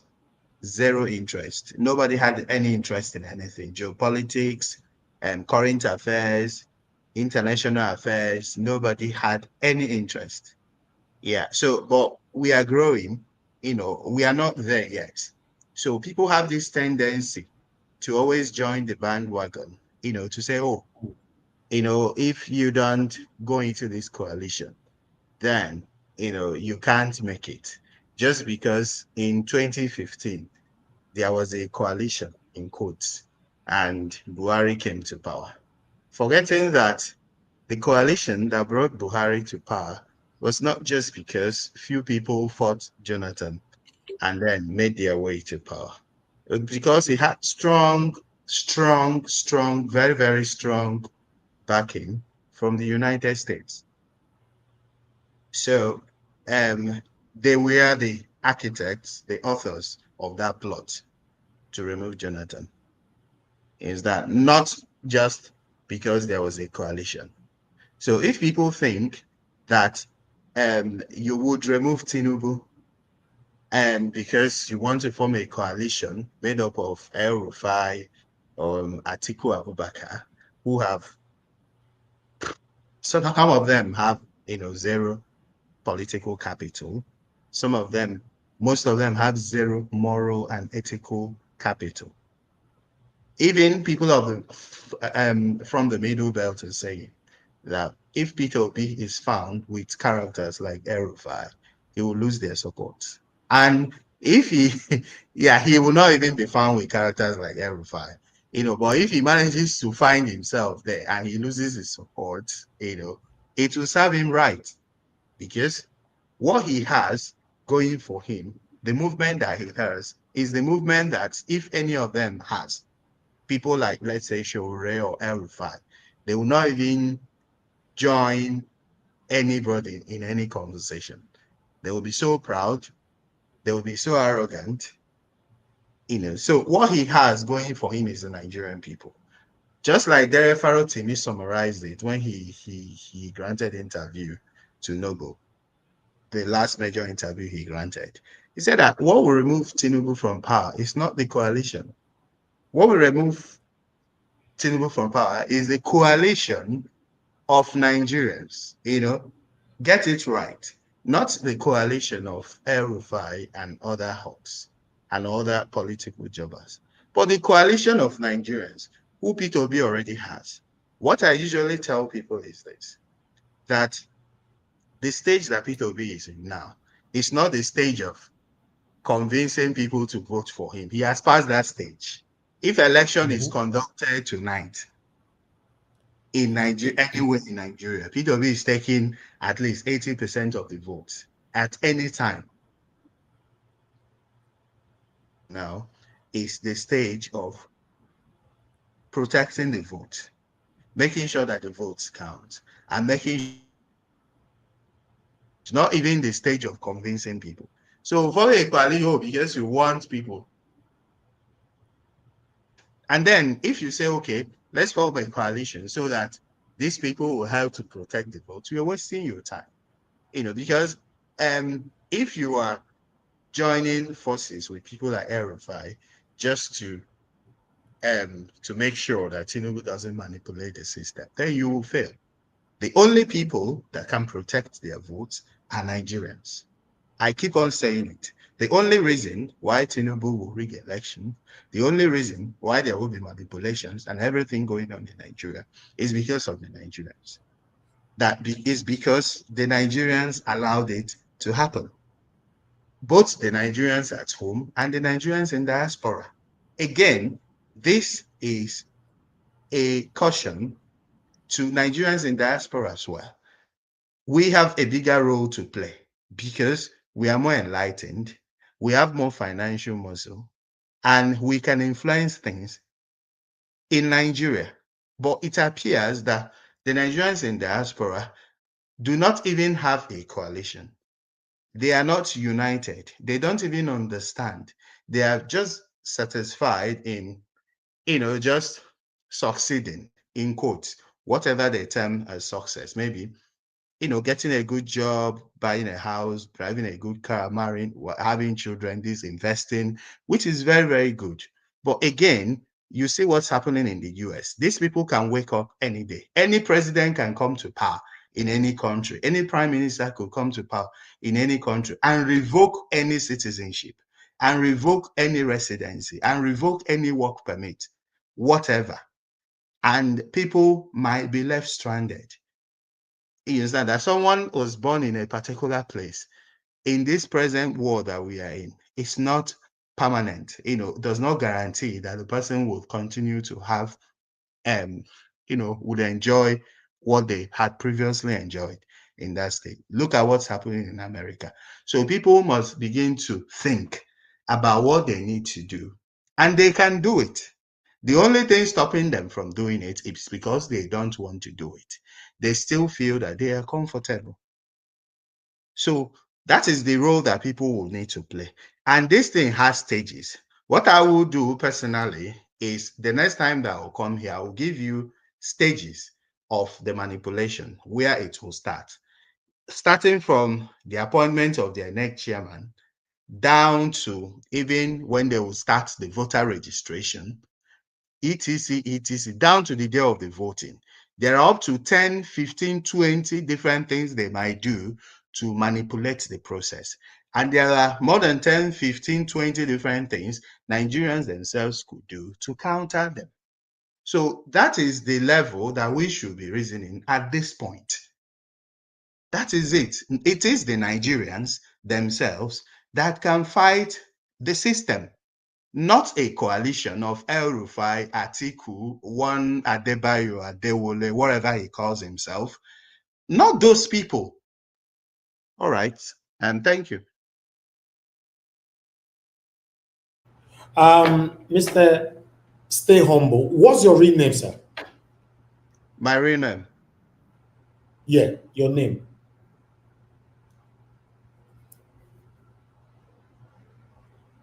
Are you there? Yeah, Sam is my name. Oh, Mr. Sam. Okay. Yeah. All right.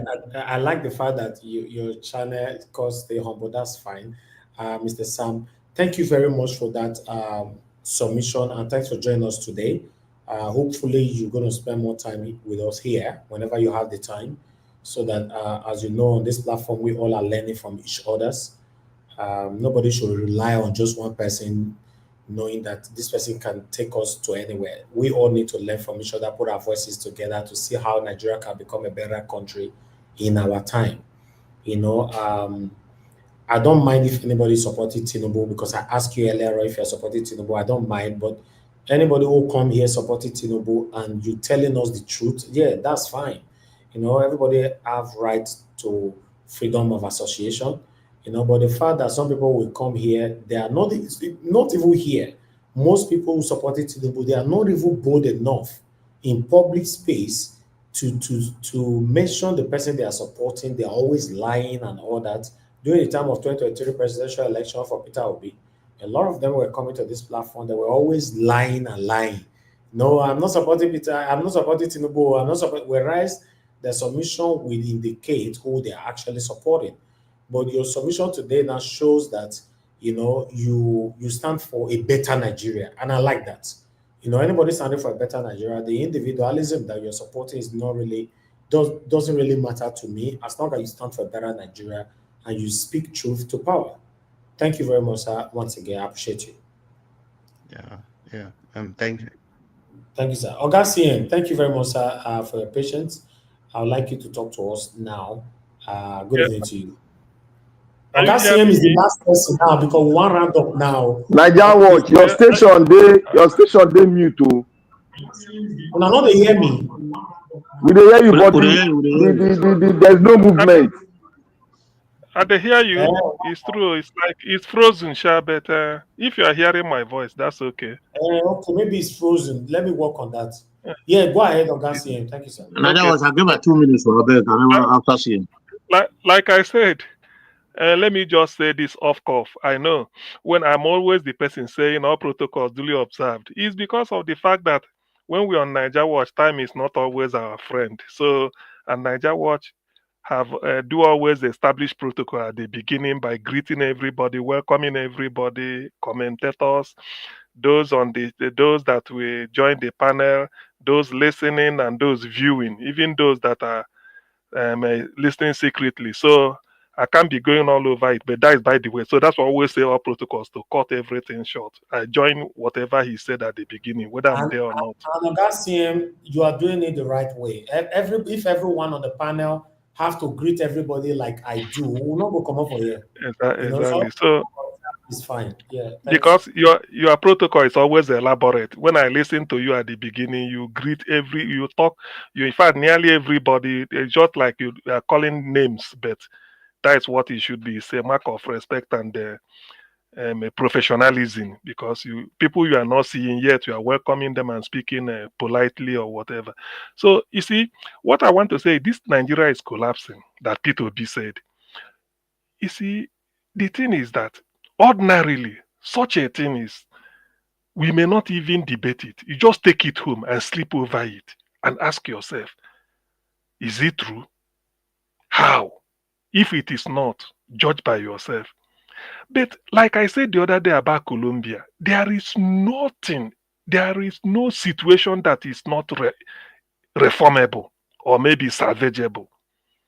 But the thing depends on the people. Are they willing to salvage it?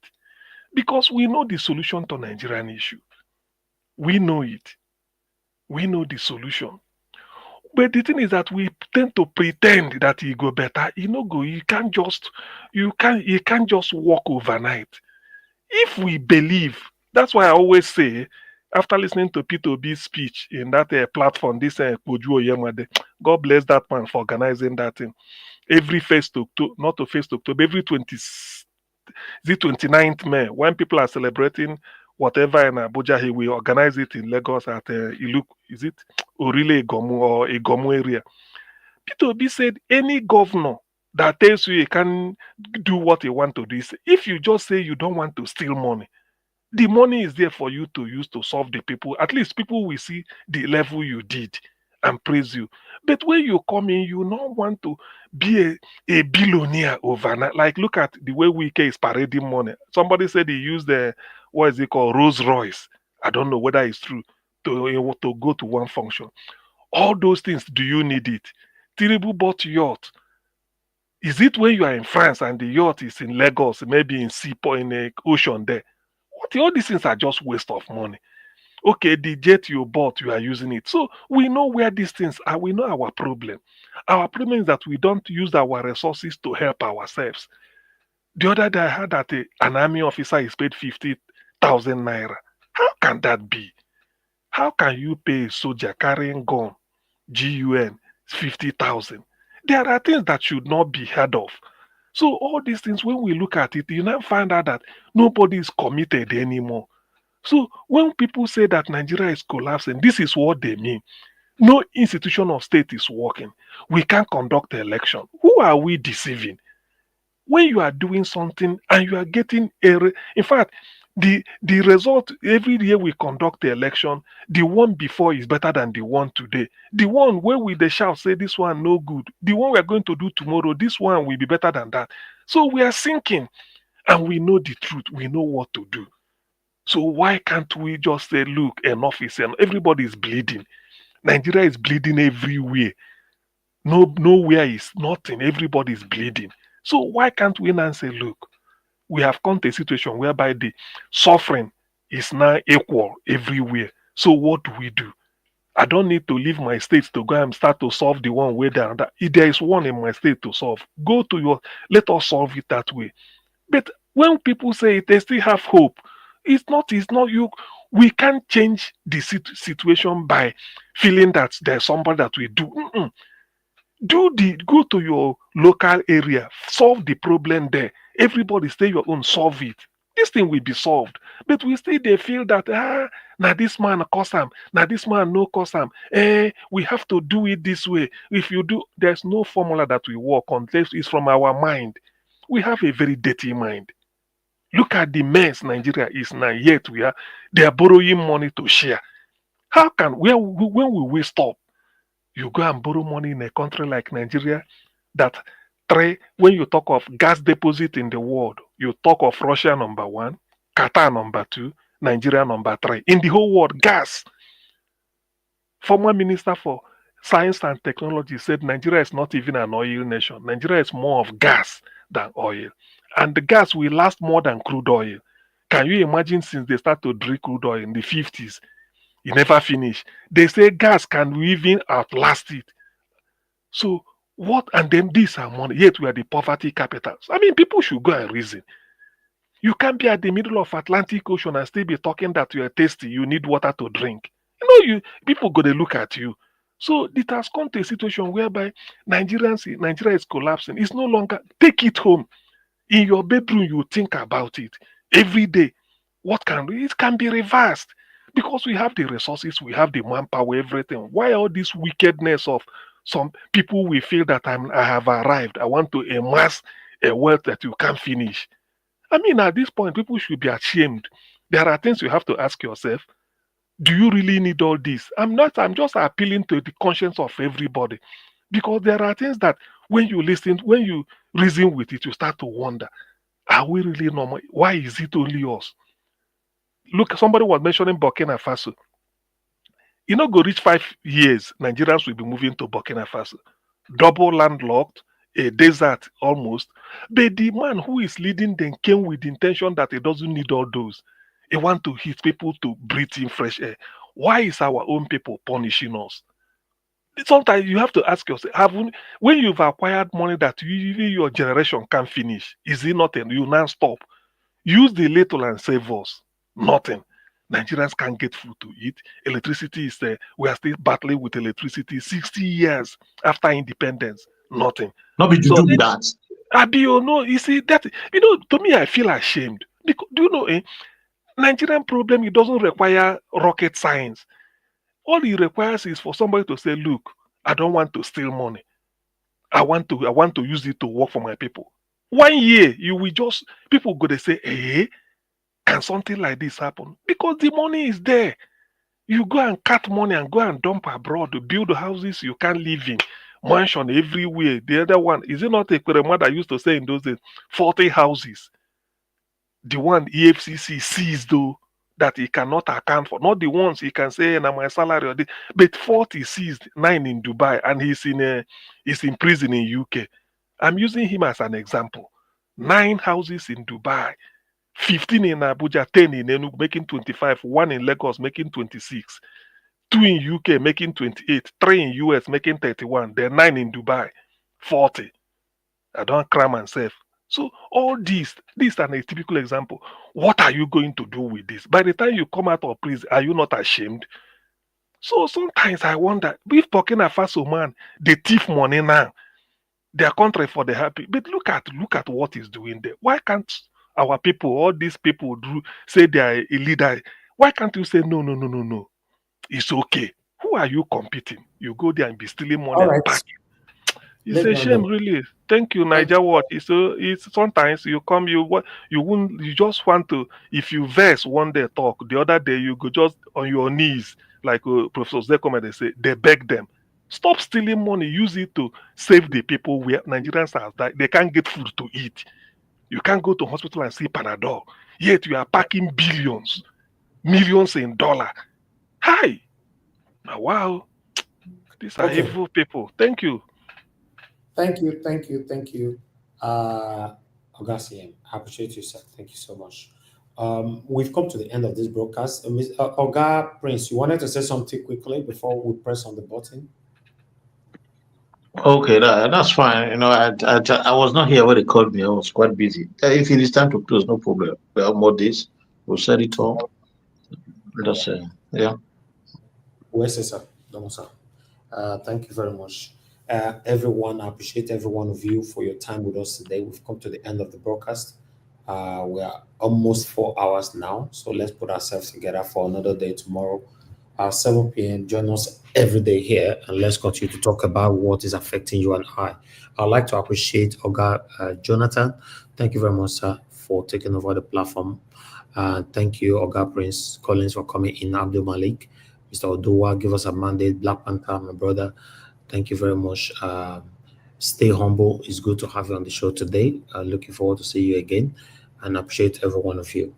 Nobody actually called in today, but I want to appreciate those of you that super chatted the platform today. Kingsley Ogerahi, Patshai Nofe, Smart, and Godfrey, Nadine. Thank you so much, my people. Now God, I will bless you now.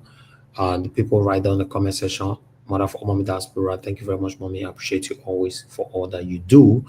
Abu Azi, thank you very much, my brother. I appreciate you. Thank you for all that you do. Thank you, Beck Mac. Thank you, Adjo Deborah, Mr. Johnson Emmanuel. Thank you, my people. I appreciate you all. Josh, I can see you. Thank you. Thank you, Agasiem, as well, the comment section. Okay. Thank you, my wonderful people. Then I have Oege right there. Quickly. Oyi Desmond and Madam Ame Bright in the building. Thank you. Love Manduka, Peggy Modi, and many others. My people, we've come to the end of this broadcast. I'll see you guys, fingers crossed, tomorrow so that we can continue from where we stop. Please, before you leave, endeavor to press on the like button, help us to share, take our voices far so that our plights can reach our government to do the right thing for us. My people, we've come to the end of the broadcast. I'll see you guys tomorrow. Take care. Bye for now.